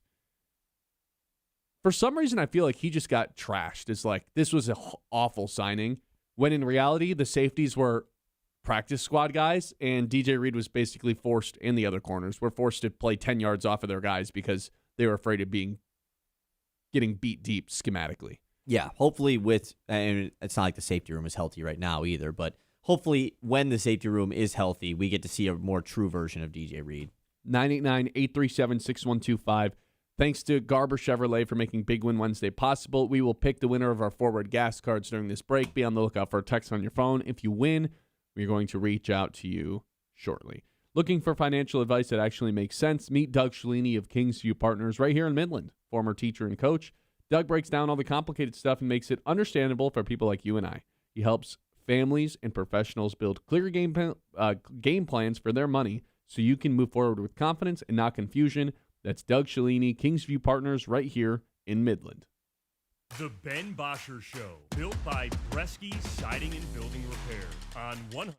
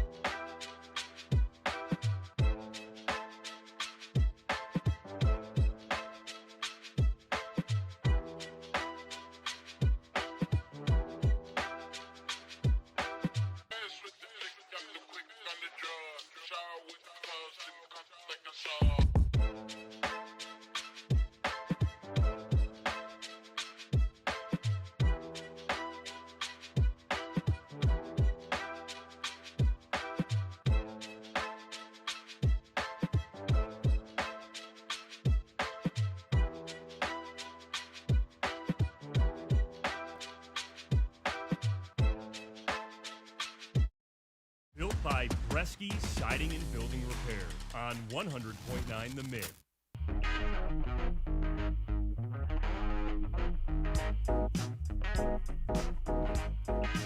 All right, Kyle, we reached out to our winner. We're waiting to hear a reply back. So as soon as we find Check. out who that is, As soon as we find out who that is, we will we'll let everyone know. Okay. Until then, it's time to take a trip around the league. It's time to zoom out and go around the league. I've got something to quiz you on, but yesterday was pretty great. rough, and then you made it seem like you wanted to quiz me on something. So I'll give you the choice. Would you like to be the quizzer or quiz the quizzee? me. You can quiz me. You brought it to the table, so I feel like I'd just be like stealing your whole flow, you know? All right. Can you name me? Wait, actually, let me hear what it is, and then maybe I'll decline it. It's too late. I've already opened the tab, and now I've looked It's at too it. late to apologize. Can you name the 25 active passing leaders since the year 2010? Who is the 25 most passing yards in the NFL since 2010? Okay, all right, okay, let's do it. Since 2010. And all of these guys are active, you're saying? No, just in no. general? Got it, okay. Just in general. Got it. Okay, so I immediately, you just have to think of guys that have been in the league since that 2010 till now. The first person I think of is Aaron Rodgers. He's number 3. Number 3. You know what? You know who's actually first? Come on, man. How did I mess this up? Matt Stafford's got to be first. Yeah, Matt Stafford is first. Man, 62,000 yards. He's got the second place guy by 4,000. Yeah, that should have been my first guess, 100%. Okay, now, so Aaron Rodgers, that means there's another guy that's been in here since then. I don't think this is, I mean, not that I don't think. I know this guy is not the second place guy, but I'm just going to guess him anyways. Joe Flacco. He's just on my brain. I want to guess him. Really? He's Joe not. Flacco's 10. Okay, I was going to say, he's not even on here? That would be, like, ridiculous. It's just a random name. I know. I was just like, I want to guess Joe Flacco because I feel like he's certainly on here. 41,000 yards. Okay, I'm gonna at least pull up teams just so I can have that to look at. Feels like cheating in this one. Not okay. cheating. I'm just pulling up the standings. That's all I'm doing here, just to give to jot my memory here. So also, guys that could have recently retired that would have been since 2010. I have to think that route as well. Older quarterbacks that are still in the league, there just isn't really a ton of them right now. Just for reference here, I'm not guessing it. Like, is Tom Brady even like on the top 25? Sounds like you're guessing it. Sure. Yeah, Tom Brady's 2, brother. He hasn't played in the league in 6 years. He's the GOAT. Not 6 years. It's been less than that, but he's the GOAT. That's true. 58,000 yards. That's my bad. Okay, I guess I was just contemplating like how much of an impact the last years of Brady being gone play. Okay, so that really changes things up a ton for me then. Like Ben, well, think about it like this, though. Like, how many quarterbacks in the league have been active since 2010? There's not a lot of guys on this list that actually have the 15 years in general, other than like Stafford and that's Rodgers. what I've been saying this whole time. I've been trying to think of guys that are been active the entire time. There just isn't a lot of them. Yeah. Ben Roethlisberger, how about him? He threw for a lot of passing yards. Number 8. Number 8. Okay, what about Drew Brees? Number 5. Okay, yeah, so it is more retired guys than active guys. That's good to know. was there any guys that came in the league like shortly after this, like the 2014, 2015 region that would still be lurking around? Not really. There's a lot of young quarterbacks in the NFL, man. There's a whole surge of new quarterbacks in the old wave retiring. It was like that the final couple years when it was the Bradys, Big Bens, and Brees that were all still really good, but you knew that it was like coming to an end. Couple more from that era. Matt Ryan. There you go, number 4. Okay, so I got the top 5, or am I missing number 3 still? You got the top 5. It was Stafford, Brady, Rodgers, Ryan, Brees. Nice. I'm going to say Dak Prescott's on here. He's been active in the NFL for quite some time. 16. Yes, okay, so I mean, but he's the longest tenured quarterback, at least in the NFL. So, for the guy that's on his own the same team, yes. Yes, exactly. How many of the top 10 am I missing? You're missing 6, 7, 9. That's it. So there's no way like Mahomes is here. It just has not been long enough. But I'm guessing him because I want to know. Mahomes is 16. Okay. You got 15, 16 right there with Dak and Mahomes. Okay, so... Okay. That really makes me think. Is there anybody that's slightly older than Mahomes that would be on here? But Mahomes is thrown for a lot of yards, so it's like there can't be that many guys that are over him. I mean, he's 16. Give me a hint here. A hint? You've only named 9 guys. I'm supposed to get all 25? I mean, ideally. Oh man, this feels like it feels pretty rough. Okay, so I think you just got to start naming guys. I just got to start throwing them out. What about Ryan Fitzpatrick? He's played this whole time. That's a great guess. He's 19. There you go. You got 10. Okay, I'm just trying to think of guys. What about Alex Smith? 21. Okay. What about Goff? Yeah, he's 13, What about Jared man? Goff, he's man? 13. What about Jared Goff? He's throwing for more passing yards in his career man. than What Mahomes about and Jared Dak. Goff? What about Geno Smith? No way Geno Smith's on here, actually. No, Geno Smith is not. Spent too much time as a backup. Yeah, as soon as I threw that one out, I kind of knew. I mean, Josh Allen is probably at the bottom of the list, right? Josh Allen is number 20. Yeah.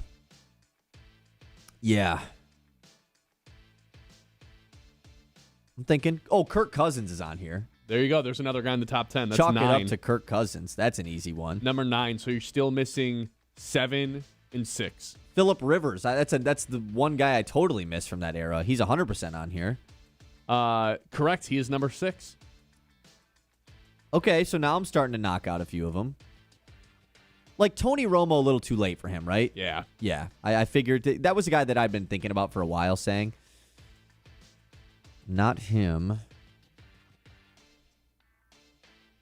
Boy, man, 11 and 12 are funny. Really? Like Carson Palmer, too late for him? You sniped that one at 23. Really? Wow. You've got 16 of the 25. I'm just underestimating, I guess, like some of these guys that have been out of the league for a while. And some guys who are still in the league. Some guys that are still in the league, huh? And some guys who are like just kind of lurking around still. Yeah. I had a really bad guess. I'm not even going to say it because there's no way he's on here. What about... Try it. No, there's a pretty crazy one on here. I was saying the name of my head was Jimmy Garoppolo. It's 100% not him. No, not him. I knew it was not him.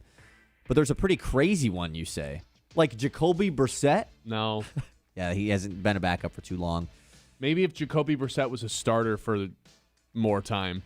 Okay, can you give me just this hint here? How many starting quarterbacks in 2026 have I not said? Starters. 1, 2. Really? I was hoping it was going to be 0.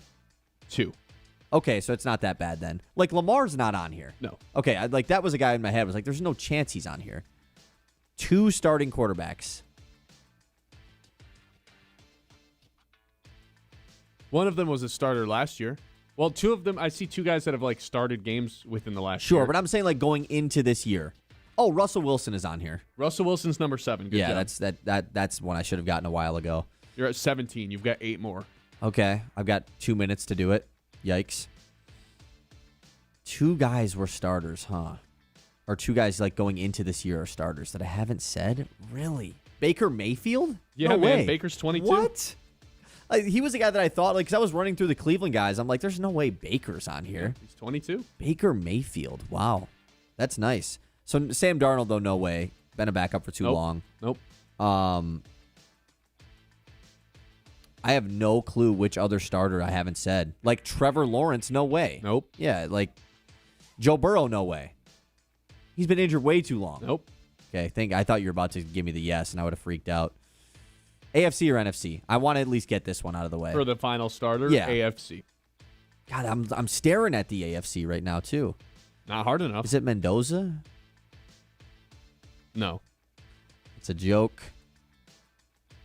Not hard enough. I mean, I said Geno Smith. He'd be my final guess. Dude, just start naming the best Daniel quarterbacks in Jones? the NFC. Daniel- or in the AFC. Daniel No. Jones? No, it's not Daniel Jones. Herbert?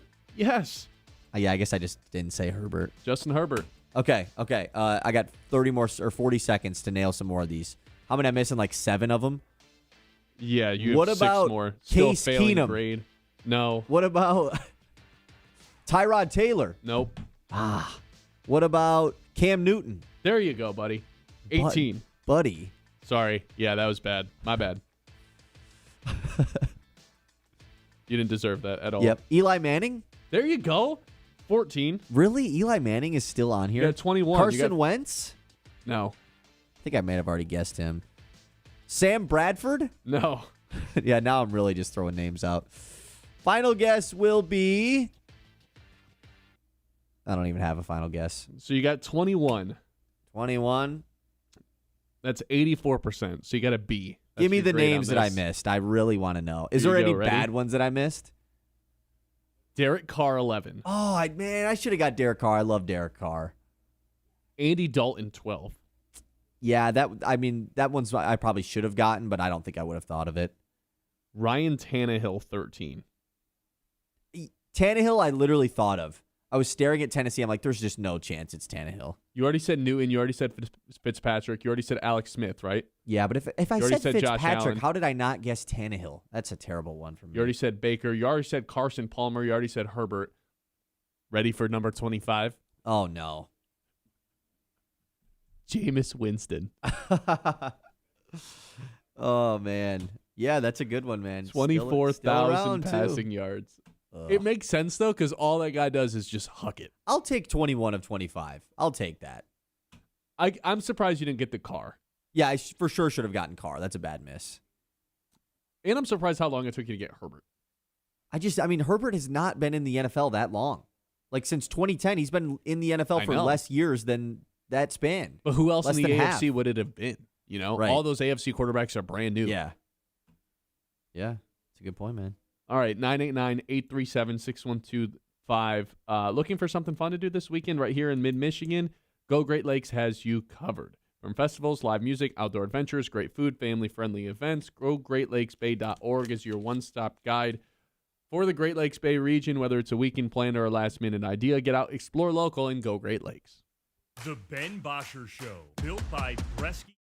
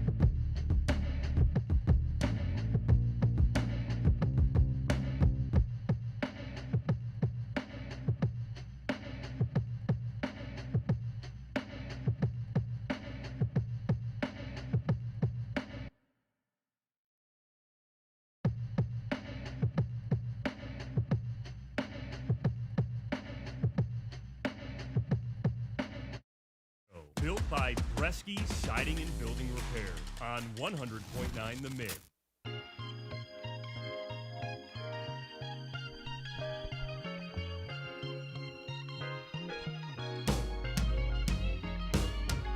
Okay, what's the bigger overreaction from the playoffs in the Ringer 100 top players in the NBA? We already said Cade is 9. We think that's a spot or two too low. What's the bigger overreaction, though? Karl Anthony Towns being 12 or OG Anunoby being 21? 12? This guy averaged 10 points a game in the finals. 12? Karl Anthony Towns is 12. Yeah, I mean, OG is also like... He went from 29 in their last rankings to 12. What did OG go to? OG went... Because OG is a top 30 player. Like, no doubt. He went from 40 to 21. Even if you, like, zoom it out, like, no doubt OG is a top 30 player. Yeah. And, winning basketball player. And then, so the guy, you go to the Cat. Is Cat no doubt a top 20 player? 100% no. Like, you could make the argument he's not no doubt a top 20 player. So the fact that he's 12, I mean, who are the guys directly behind Karl Anthony Towns? Jason Tatum. Like, what are we doing? I understand Jaylen Brown. The Ringer 100 is like meant to be captured in the moment. Like, that's the whole point of it because they update it so frequently. But, I mean, Jason Tatum. There's no world where Jaylen Brown, Karl Anthony Towns is a better player than either Jason Tatum or Jaylen Brown. Where's Tyrese Maxey, for that matter, who's 15. Where's LeBron? 20. Okay, at least he's above OG. I was about to say, if OG's above LeBron, we're going to have an issue. I think LeBron's just a better player still than Karl Anthony Towns. He 100% is. Yeah, Cat's way too high. 100%. Like, that's ridiculous. This is very reminiscent of when DeAndre Ayton was, for some reason, the 16th best player in the NBA after... Just because the Suns went to the finals? Yeah. And then he's terrible now? Yeah. Yeah. That's probably the biggest overreaction. Or maybe Chet falling all the way to 28 is a pretty big reaction. He went from 18 to 28, but then pretty again... bad. What's Duren? Pretty bad in the playoffs. I guess I haven't even looked at this. What do you think Duren is? I mean, he's top 100, right? Yeah, of course. Like in the 40s, 60s? He's 44. He went from 25 to 44. Ugh. One spot behind Joel Embiid. One spot... Embiid is always a tough guy for them to rank, yeah. One spot ahead of Dylan Harper, who I feel like Dylan Harper's just a better basketball player than Jalen Duren, to be honest. I think that's a little early, though, for Dylan Harper, right? Harper went from 99 to 45. Yeah, that might be a little bit of a stretch. One spot ahead of De'Aaron Fox. I don't know, man. Harper was pretty sensational in the playoffs. Yeah, he was. Duren at 44 seems about right. Hopefully, that's the lowest Jalen Duren is for a while. And it's only up from here after what happened in the playoffs. Like, Desmond Bane is 40. Franz Wagner's 38. There's not really any reason to think Duren can't be better than those And here's guys. a good question. Austin Reeves is 30. Where's Trey Murphy at in this? Because Trey Murphy's 49. Okay. So you'd have 3 top 50 players in the NBA. If you get Trey Murphy. If you were to land Trey Murphy, correct. There's no point competing because the Knicks have 3 guys in the top 21. That's a good point. That's how it works. Lauri Markkanen, 37. So there's another guy that you could potentially go get. But Lauri, I was thinking about this the other day. I think there's just no world where Lauri Markkanen wouldn't work out on the Pistons if they decided to just go all in. Because think about the last 3 years, whether it's Chet in 25, Wemby this year, Karl Anthony Towns this year, hell man, Porzingis in 2024. These super tall 7-foot guys who are snipers from behind the arc have just proven to be invaluable over the last couple of years, to where if you have one of these guys, it is an extreme luxury that really heightens your ceiling as to what you can do. Even a Porzingis. He would be unbelievable on the Pistons, no doubt about it. The only reason why we don't feel it's going to happen is, 1, is Utah even trading him. Correct. And 2, if they are trading him, you're trading with Danny Ainge, who will want literally everything you possibly could give up for him. Yeah, give us Cade Cunningham. It's like, okay, brother. Yeah. Settle not down. Cade Cunningham? Okay, give us Asar and Duren. Okay, man. Yeah. Yeah, who do you think has won on this, by the way? Ooh. Shea? Yeah, still Shea. I think Wemby would have been one post-finals, but I think the finals probably, which is dumb, obviously, because Wemby beat Shea in the playoffs. Yeah, that's what I'm confused about. Yeah. And he was clearly the best player on the field. It wasn't, or on the court. It wasn't just series, that they won. Yeah, Shea had an unbelievable Game 7, but you're right. Yeah, Wemby was the best guy in that series. Yeah, I guess I'm a little bit. Wemby 2, Jokic 3, right? That's the undisputed top 3. Yeah, I feel like those are pretty much everybody's top 3 players in the league right now. And then after that, it gets a little up in the air whether you want Giannis, whether you think it's Brunson, Luka, Cade. Then it's kind of dealer's choice. Towns. Yeah, Karl Anthony Towns, who's 12. Yeah, then it's dealer's choice from that point on. But those are your 3 best players in the league, and probably whatever order you really want it to be at this point. Yeah, I would go Wemby. I would still not be a person that argues if you're like, I just still have Jokic 1. Like I'm not gonna argue with you. I think that he has reached a point where finally he has been overtaken, but I wouldn't argue with it. The only reason to argue is he had a pretty rough playoff series for the first time. He did. In his career. I think that was the reason why people were finally comfortable being like, I think Wemby is just better now. Yeah, or Shea for that matter. Yeah. Yeah, so that's your Ringer Top 100. Pistons have any other guys? Like Asar, is he in the top 100? Asar's 56. Okay, I just don't know. Yeah, I didn't know. And Tobias is 86. Tobias makes it. Really? They have 4 guys in the top 100. I mean, Nice. Tobias was incredible. I mean, this is the first time he was ranked all year. But it was the best part of his season was the playoffs. Yes, that's fair. He was incredible. Playoff T. So they do have 4 guys in the top 100, in the top 90. Asar went from 61 to 56 after the playoffs. That's relative. I think that adds up. I think Asar can continue to go up and get into like the 40s, the top 40s. Well, if Cat can be 12, anything is possible. You know what? You make great points. 989-837-6125. The Greater Midland Community Center, that is your hub for health, wellness, and fun right here in the Great Lakes Bay region, the heart of Midland. From fitness classes, open gym swimming, youth sports, family activities, there's something for everyone. Affordable memberships, expert staff, and a welcoming space for all ages and abilities. If you're hosting an event, ask for their rental spaces and full event support. Stay active, stay connected, all under one roof at the Greater Midland Community Center. Learn more or sign up today at greatermidland.org. The Ben Bosscher Show, built by Breakout Siding and Building Repair.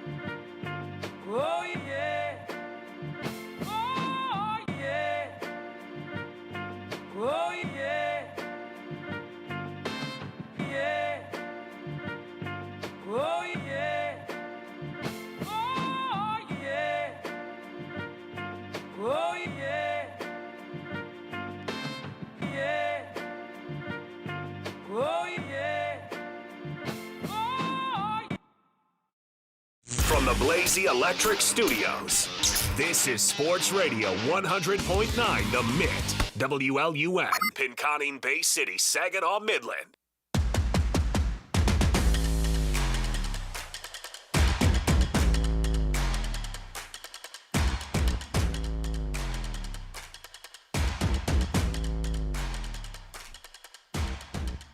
Nine 837-6125.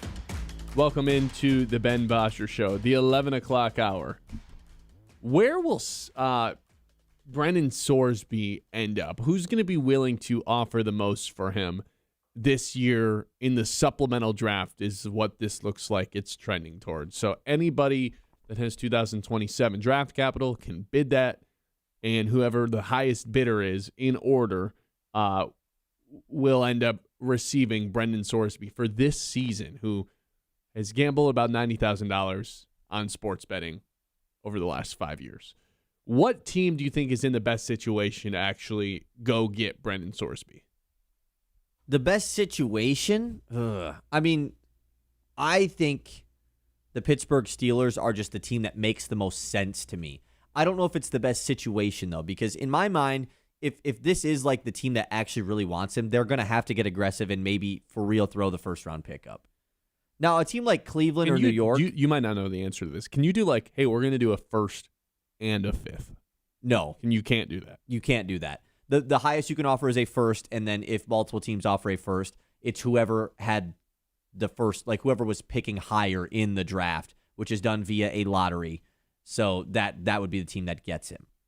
The thing is with the teams like the Jets and the Browns, the only two teams that have multiple first-round picks next year, is one, I don't know the rule on if they can choose what first-round pick they're throwing up. Mm-hmm. I would assume that it's probably their own. I bet they can't use the other team's first-round pick. That would make the most sense to me. Just an easy way to baseline it, like, hey, you can only offer up your own picks, not other picks that you own from other teams. Why not, though? What would be the harm in it? You acquired those picks for a reason. Sure, but I think it makes it a little bit more difficult to map out. Maybe not. I don't know. That I have no idea how it works.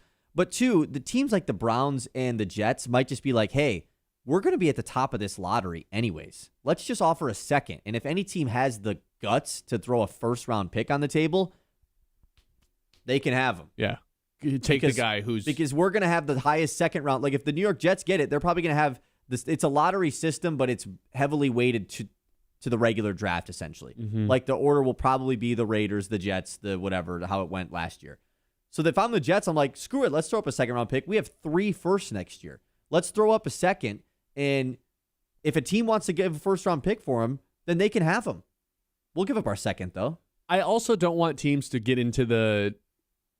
Like, if I was running a team and it's like, oh, my God, we have a chance to get Brendan Sorsby. To me, it's like, let's not fall in love with the player simply because he's right there available for you right now. 100%. You have to make sure you truly are in love with this player and go through the exact same process you would during the draft, during the combine, during the pro day, bringing them in, talking to them, picking their brain a little bit, seeing what they know, how mature they are. I mean, drafting a quarterback is the most important decision a franchise can make, and it typically doesn't work as well. So you shouldn't just do it simply to do it. Yeah. Like, you have to still do your homework and make sure that you're in love with the guy. And this is where my prediction of it, like, if that's truly how this thing's going to work, teams getting the chance to go talk to him or not, I think slowly as we get closer to whenever they put the supplemental draft date, there's going to be less and less desire and demand for Brendan Sorsby. I think it's at the peak of it right now with the announcement. Just because this is now happening, yeah. Correct. Like, you still got to do your due diligence and bring him in, talk to him. And I don't even, if that's not allowed, what's even the point? I would never take a quarterback that you can't talk to him. Yeah, I would assume it has to be allowed because he's doing workouts and stuff with teams pretty shortly as well.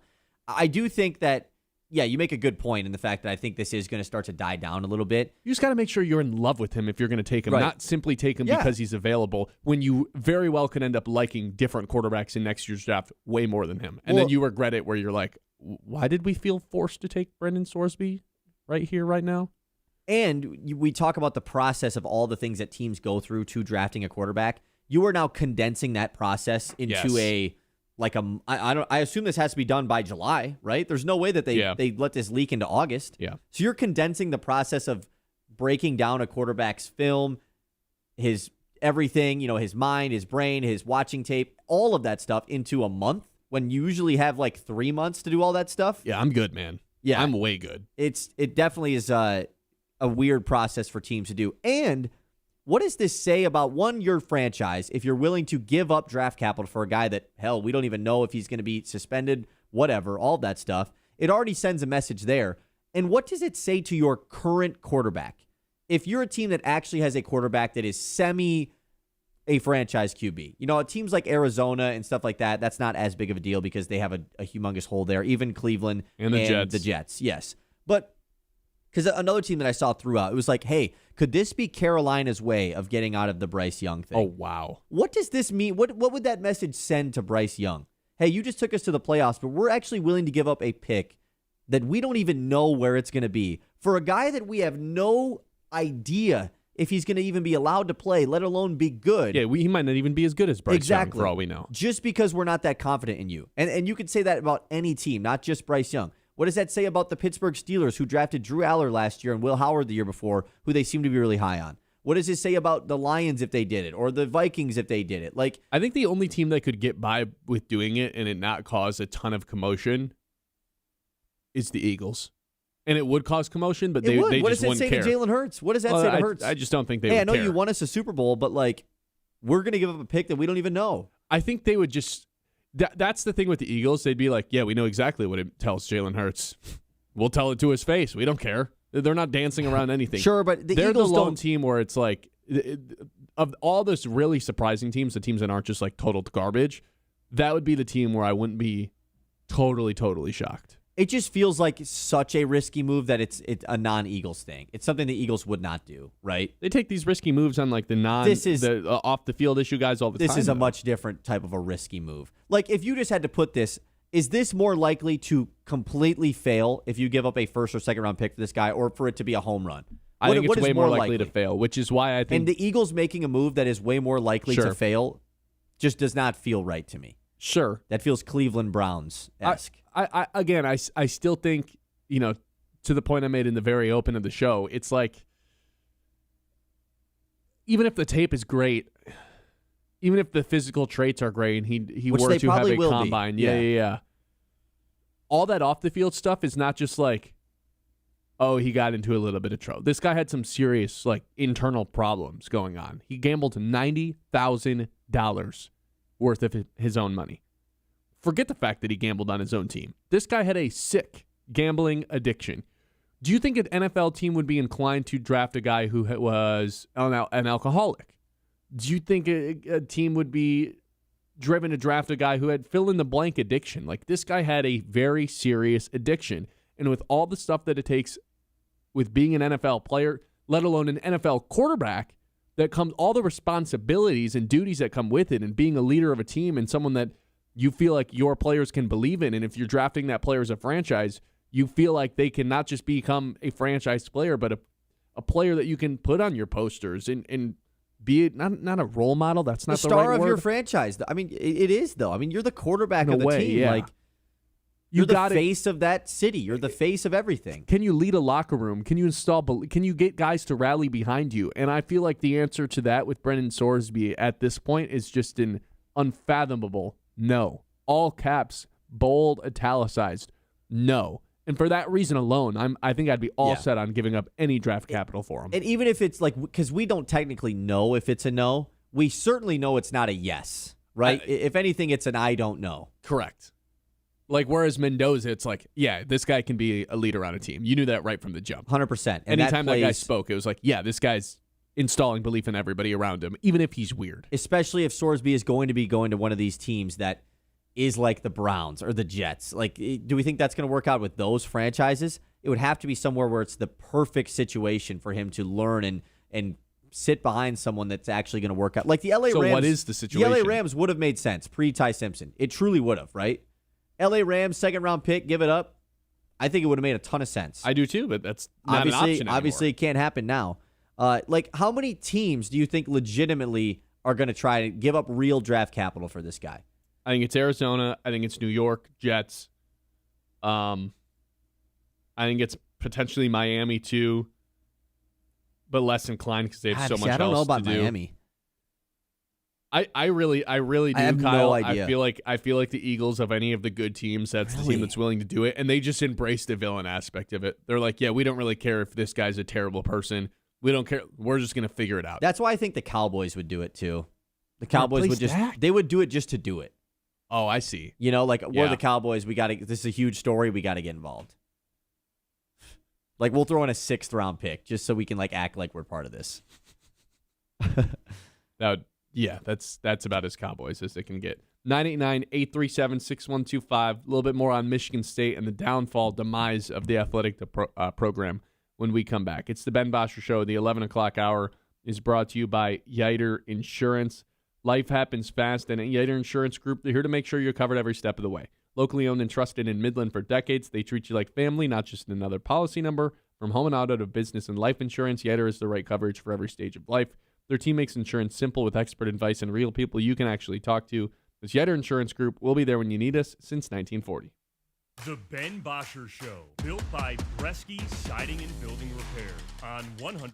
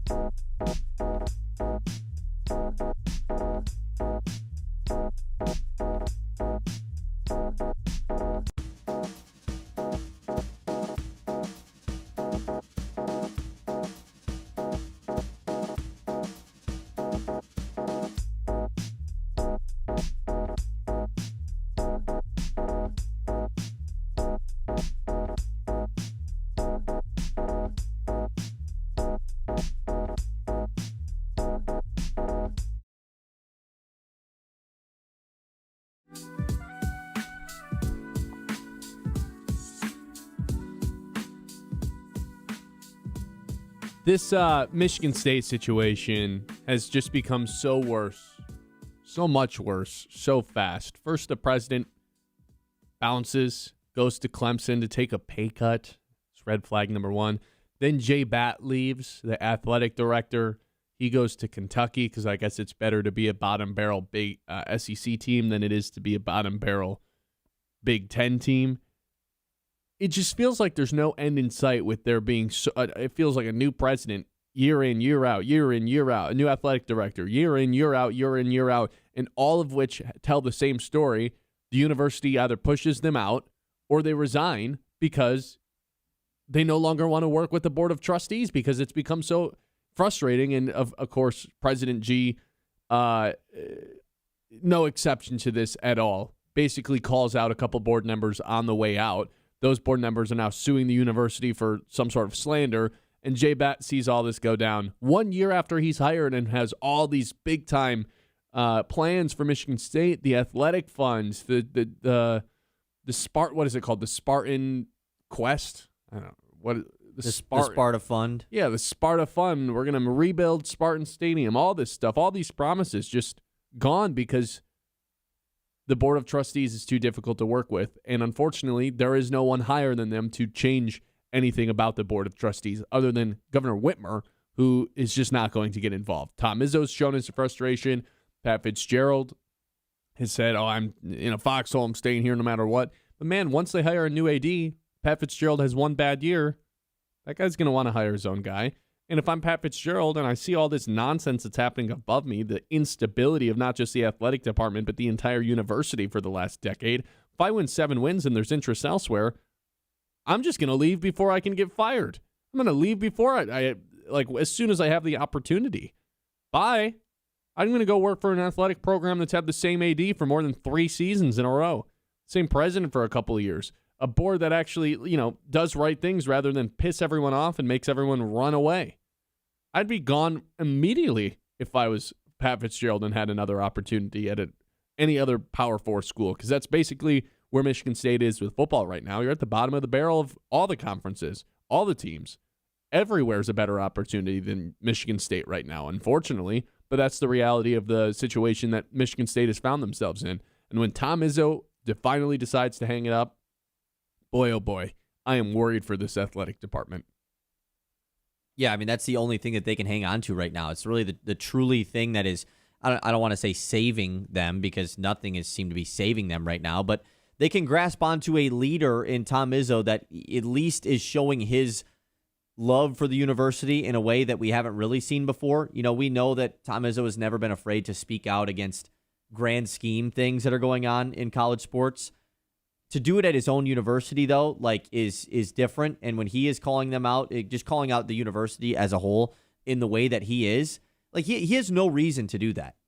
Tom Izzo has given everything to MSU. He could up and retire right now if he wanted to, if things were truly as bad as they seem, which they are, because you listed out all the different presidents and athletic directors that have moved in and out of this university in the last 10 years. What's Izzo's reason to stick around? Because he loves MSU and he's calling for change. What more do you need? What more do you need for change if Tom Izzo's the guy saying, look, something needs to be done here? Or does the board just look at him as that old guy will be gone soon enough? He'll get out of our hair soon enough. At what point, if you're the board, do you just kind of look in the mirror and go to bed at night? It's man, not only does everyone hate me, but I can't keep anyone employed here for more than a single season. How is there not some self-reflecting looking in the mirror of holy crap, we are terrible at our jobs. Well, and it feels like it's the complete opposite from some of the readings, them suing the university, some individuals. And it's just good God, man. Is there no self-reflection or self-blame for any of this, self-realization? And it feels like the answer is no. It's a political warfare. The whole purpose of being a member of the Board of Trustees is to better the university. It is an unpaid position. It is a volunteered position to be on the board. The whole purpose is to show that you, that's why you do it, right? That's why you do it in the position that you are, because you care about the betterment of the university. and you care about what is best going forward and continuing to grow the future of the university. The best way to do that's to bring in new presidents and ADs every 2 years, right? Right. It's the best way. But the best way to do it is to put the right people in position because you get to elect them, because you feel that I have the best opinion on what is best for this university going forward. And that is why Kevin Guskiewicz precisely left, because the mindset of the board, and maybe it's not the board as a whole, I don't know, we don't know them personally, but from everything you read, certainly some of the board does not have the right mindset of what's best for the university. They're too focused on trying to fix things from the past and trying to focus on things that have happened in the past rather than moving forward. And it feels like stick it to people who disagree with them too. Absolutely. And if someone does disagree with them, then they're really going to, they're going to cause some noise about it, which is a lot of self-grudge happening on the board. Like you said, it's a lot of political turmoil, which certainly shouldn't be a thing on something that's trying to decide the betterment of the university. Just all in all, it's just a lack of realizing what the purpose of the role is, right? It is not to have all of this personal vendettas against this person or that person. It's to do what's best for Michigan State. And that is not at all what's happening right now. All people want in their lives is stability, whether it's a relationship, whether it's their jobs, whatever the aspect of life is. You want some sort of stability to where you don't feel like it's just turmoil above you and you could be thrown away at any point. You could be fired at any point. And unfortunately, any job at Michigan State, with the exception of Tom Izzo, it feels like, I just have no idea what's happening at the level above me. At the highest level, I have no idea what's happening. Therefore, I don't feel like my job's all that stable at all. That's what it's like to work at Michigan State right now, whether you're the football coach, whatever basketball coach replaces Tom Izzo, the AD, the president. You look at just the history of the last 5 to 10 years. What evidence do you have that if you take this job, you're still going to be employed 2 years from now? There's not a lot. Exactly. Like you can stretch it out to every sport. The lacrosse coach, the softball coach, like whatever it is. Anybody that has to deal with this amount of turnover and just controversy that's happening in an athletic department, it sets everyone up for failure. And obviously football and men's basketball are going to be the two sports that we look at the most because they're followed the most. And they have Tom Izzo involved in them. So, but it affects literally everyone, and it just affects the university at an entirety. Yeah, it's funny too because we look at what's going on with Michigan and their refusal to move on from some of their people. But maybe you just stick with it. Maybe that's part of what the actual plan should be. Stephen Goff of the Lansing Sports Network's with us now to discuss this a little bit further. Steve, what can you actually tell us about, like, I guess as if I knew nothing about what was going on Michigan State's campus right now with the turnovers of the president, the AD, and I simply just asked you, hey, what's going on right now? What would your answer be to that?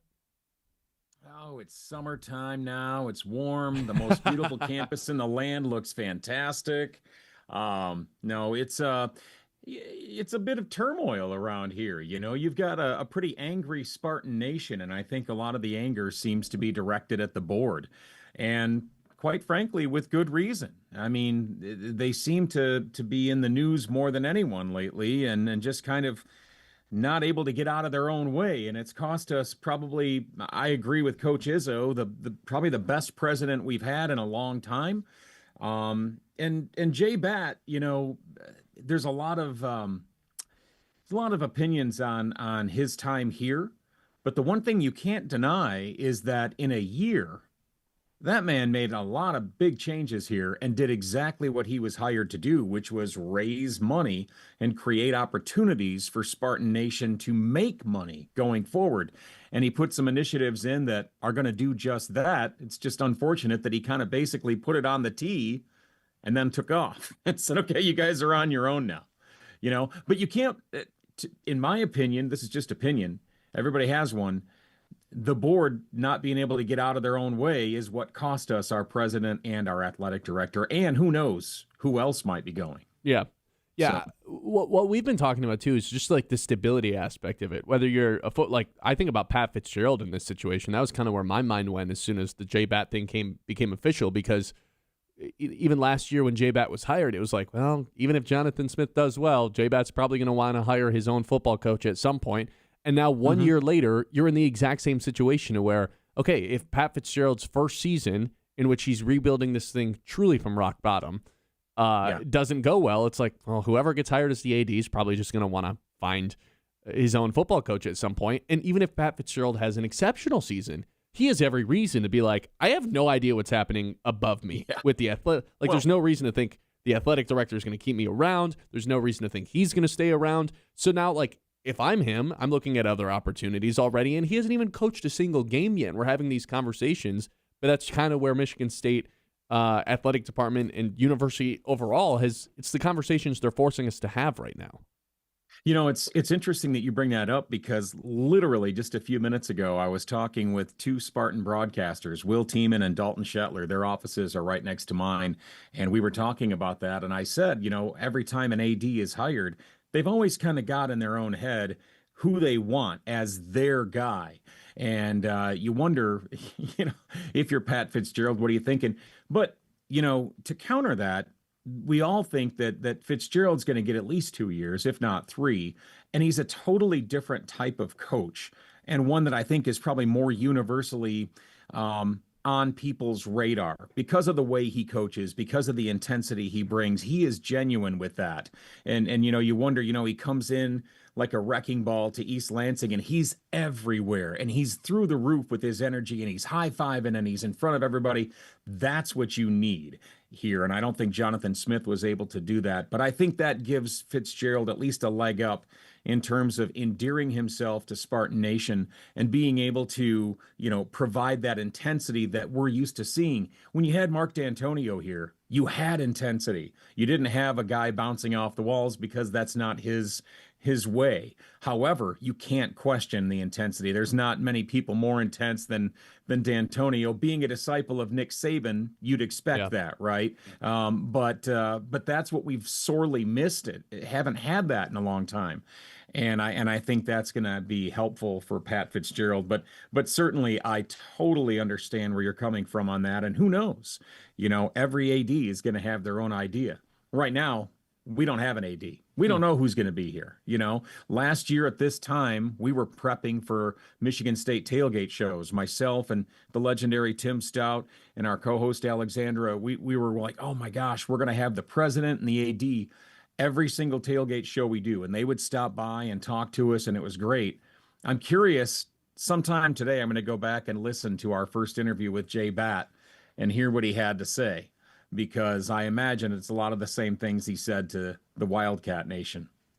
You brought up Tom Izzo earlier, and we've been talking about this all day. Like, Tom Izzo has always been not afraid to share his opinion on the holes of the NCAA entirety, but for him to publicly essentially call out the university in itself and say that there is an issue going on. Have you ever seen something like that from Izzo? Because nobody loves and is Michigan State more than him, right? He is Michigan State University as a whole. And so it really sends a powerful message when he is actually the one calling out for criticism. And I think you're right, Kyle. And have I seen him do something that intense? That is, you talk about intensity, he's got it. But he's also honest to a fault. He is a true Michigander. He's going to speak his mind at all times. And I think that's one of the things that endears Coach Izzo to all of us here on campus. And when he talks, we listen. I mean, it's kind of like having another dad or another uncle or some authoritarian you would respect. And he brings up great points. And when he gets upset like that, it takes a lot to push his buttons like that, you know, because he's very protective of this university. And I think that he will bleed green and white till the day he retires. And I'm glad that he spoke up, to be honest, because I think that in this day and age, there's a lot of people that are afraid for their jobs or whatever to rock the boat, right? He's not, and he's going to tell it like it is. And I think without saying, specifically, I think we know where he's coming from. And you've seen Spartan Nation start to rise up and follow his lead. Now it's like, okay, coach, give us our marching orders. What do you want us to do? Doesn't have to all be poor news when we have Stephen Goff on, because I'm sure he's got a lot of good things to say about this football program too. What have your first impressions been about Pat Fitzgerald, who, as of right now, has the 43rd ranked recruiting class coming in? Smaller class, 15 players, but I think they're going to, they have attacked the portal in a way too. And you've seen this trend just throughout college football in general, having smaller recruiting classes, 5-year eligibility, go target the older players who are in the portal. But what have you thought about him since he's shown up to campus? I think he's worked. I think he's been at work since the minute he stepped on campus, and whether that means going around and being everywhere, which is, again, kind of the polar opposite of what Jonathan Smith did when he got here. Jonathan Smith's more cerebral, more quiet, kind of keeps to himself, was definitely not ready for maybe the support even, or the number of people that would be surrounding him, or what it would take. It's that West Coast mentality. You've got a Midwestern guy in Pat Fitzgerald who wants to roll up his sleeves and get to work. And I think that's what he's going to bring to this team, and have that kind of that workman ethic and get out there and get after it. He knows that he's not blessed with a top 10 recruiting class, so he's got to put it together with what he's got.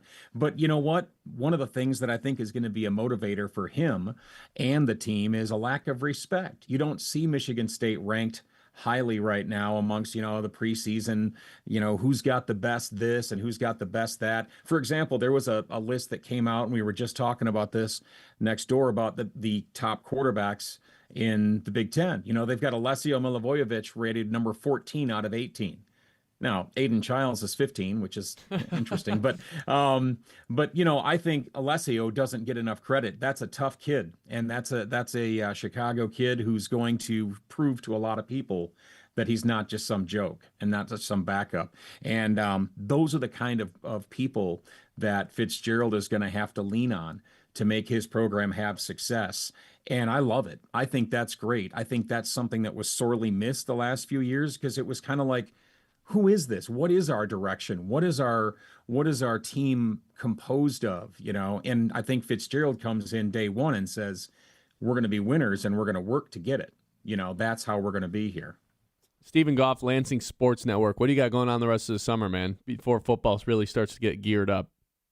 Man, I'm going to spend as much time with my wife going to concerts as we can. We've got a list a mile long, and we're looking forward to it. And maybe get back up to Midland to see the Loons again. It was great to see them the other night against the Lugs. Of course, I went there the night the guy had a no-hitter going into like 7 2/3 innings. That was a great game. So you didn't go to the game where there was like 55 combined hits? You hear about that one? I didn't get to that one. Instead, I was just at the one where the kid from Lansing pitched 7 2/3 no-hit ball, and I was like, wow, I'm like one of 3 Lugnuts fans here, so I'm just gonna protect myself on the way out. What was the total number of hits that game last week, Kyle, for Lansing? 48, yeah. 48 total. Yeah, 48 hits in a baseball That game. was insane. Against Ridiculous. West Michigan, right? Yeah, and so, yeah, or somebody, I don't remember, or Cedar Rapids. That's who it was. You said concerts. Have you been in the Amphitheater in GR yet? Just opened up? Not yet, but we are going, and that's I can't remember who we've got on our radar for that. But the list is a mile long, Ben. It is great. One of the perks of being in radio is getting to see a lot of concerts. Yeah, absolutely. Enjoy the summer, man. Hopefully we can catch back up as football starts to ramp back up. We appreciate you stopping by. Enjoy that music. Enjoy that sunshine. All right. Thanks, guys. See you, Kyle. See you, Ben. Have a good one. All right. Again, we're going to hit the news when we come back. I was Stephen Goff of the Lansing Sports Network. And then we've got our 3 traditions to close out each and every show. It's the Ben Bosscher Show live here on 100.9 The Mitt. Crane's L&M Appliance Center has been serving the Tri-City area with quality homes, appliances, and more. From refrigerators and washers to stoves, dishwashers, backed by friendly, knowledgeable staff that you can count on.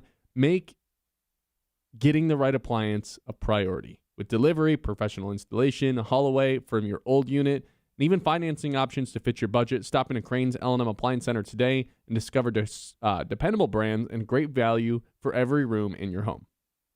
The Ben Bosscher Show, built by Bresky Siding and Building Repair on 100.9.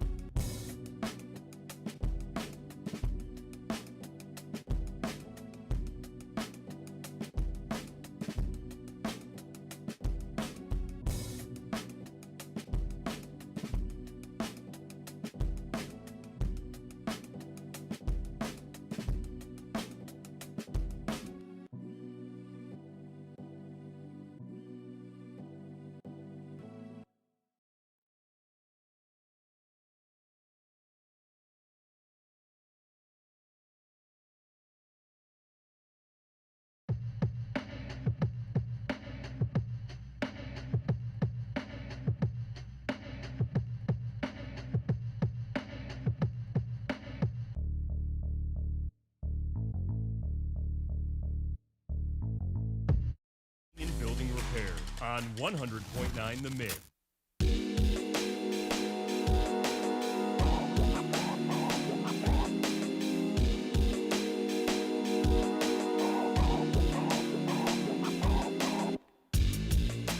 All right, we have a couple different things to get to. We combined those last breaks. So before we get to our three traditions, let's get to the news. The Mets Morning Catch. Okay, Ben, the people have been waiting for it all day long. What, the mid-morning catch? The World Cup update, of course. Yes, it's the World Cup update. So let's give that. I saw Gary was asking for it earlier. I know Kevin was asking for it earlier as well. Yesterday, Lionel Messi, a hat trick, which was pretty sweet. It also ties Miroslav Klose's record with his 16th World Cup goal. At age 38 as well, Messi becomes the oldest player to have a hat trick in a game in the World Cup. Did you watch this? It was on the TV. Oh, Yeah, we were here. Loon's game wasn't really happening. We were kind of just like hanging out, chilling. No Tigers? I had Tigers on here, back here, watching it.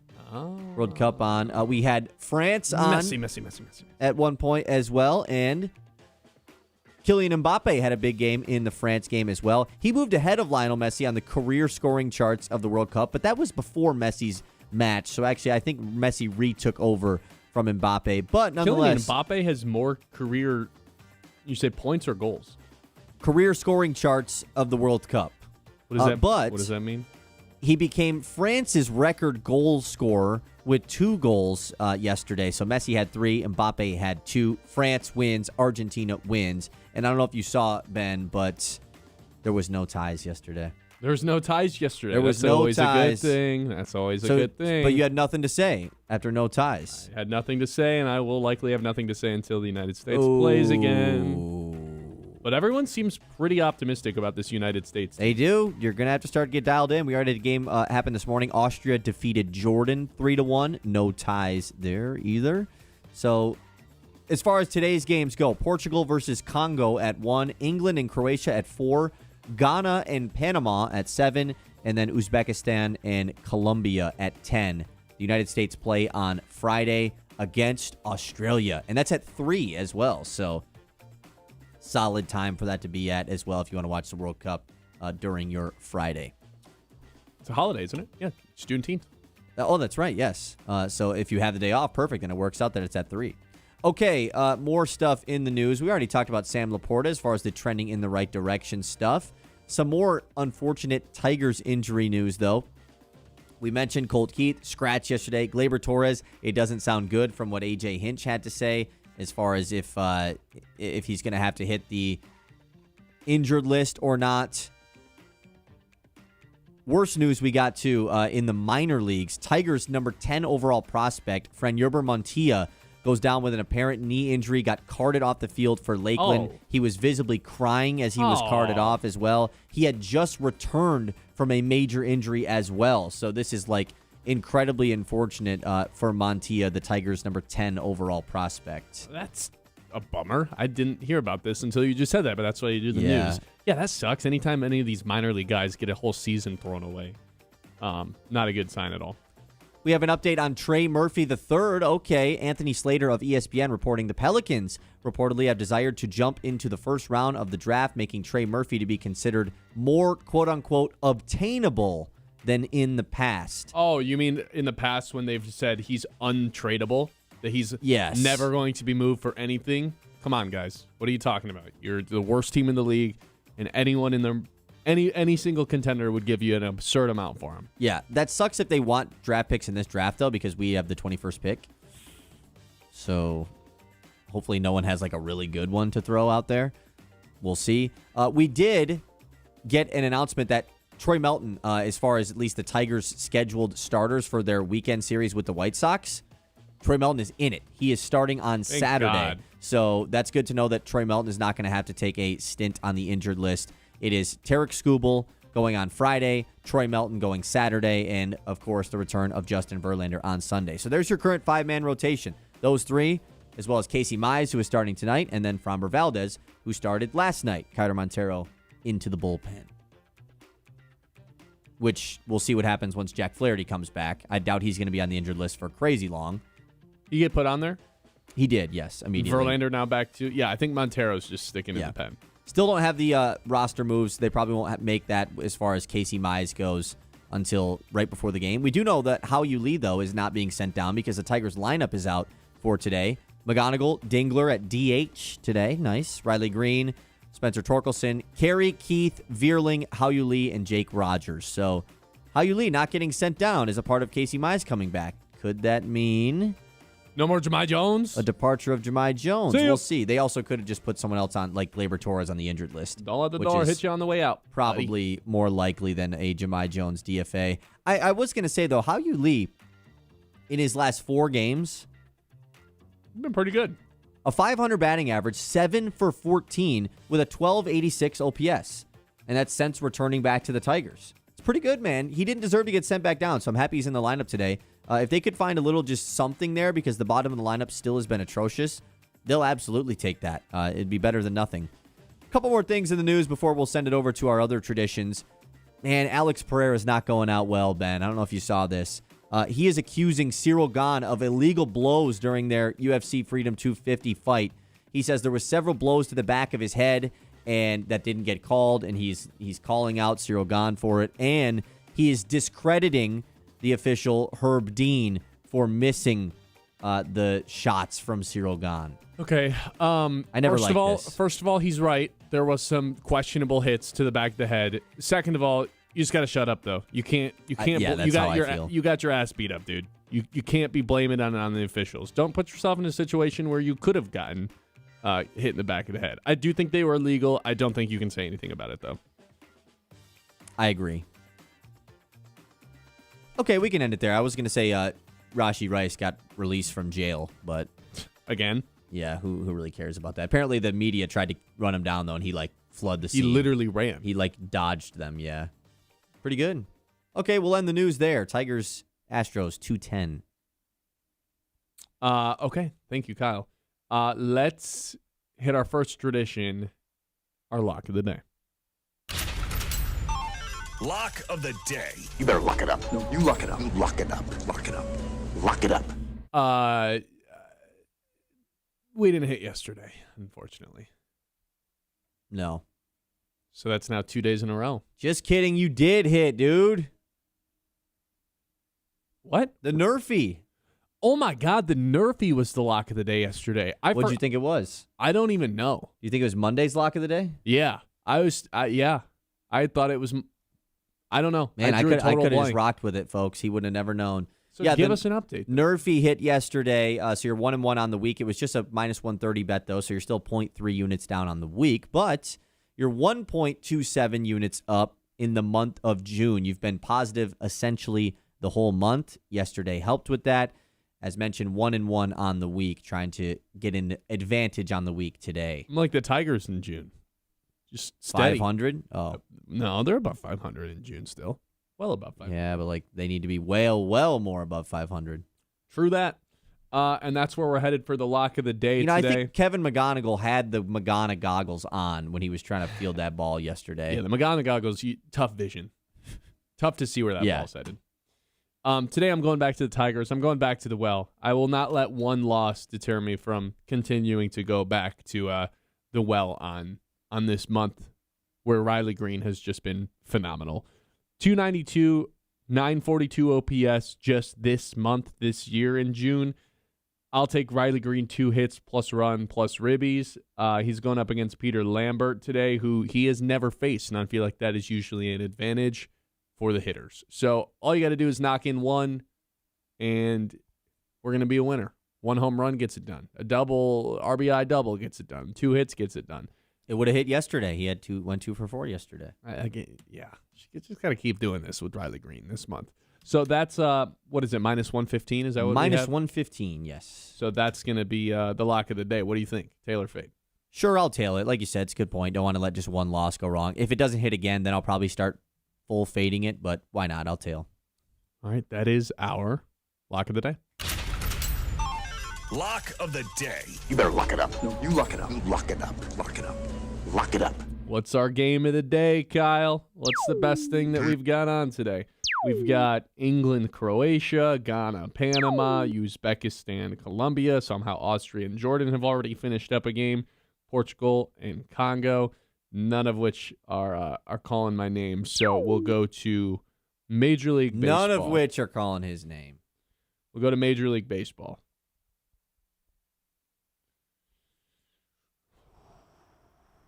The Rays and the Dodgers are still playing each other in a series. It starts at 3, but the rule is you got to have a night game.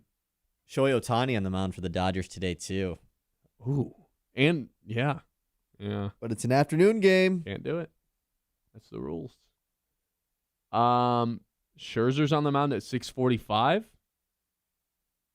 against a crappy Red Sox team. You know what? Why can't it be the Yankees and the White Sox? Let's do it.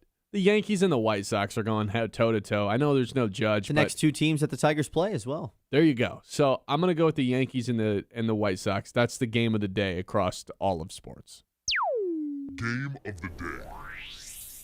I got 2 words for you. My bad. Steve Nash and Chris Paul. Must-see TV. A lot of day games today. 1, 2, 3, 4, 8 different day games today. It's a getaway day, you know? Yeah. Wednesday. Tigers have the day off tomorrow. And then the 3-game series against the first place White Sox. Chance to cut some ground or a chance to just kind of fade away. All right, our last tradition. Predicting what Colin Cowherd opens with. You got a point yesterday, or did I get a point? I got a point yesterday. One second. Got a point. I'm updating the scoreboard. Yeah, you had recently tied it up to make it 60-60. And Brendan Sorsby was the lead yesterday, as I predicted. So it is now 61-60. We're almost there. This is a lot of taps. There we go. All right, 61-60 is the score. I've got the advantage now on Ben. And whose turn is it to go first? It is your turn to go first. Okay. We're starting to get into like duffel bag territory with Collins Open. I know. This is good. I've got my answer.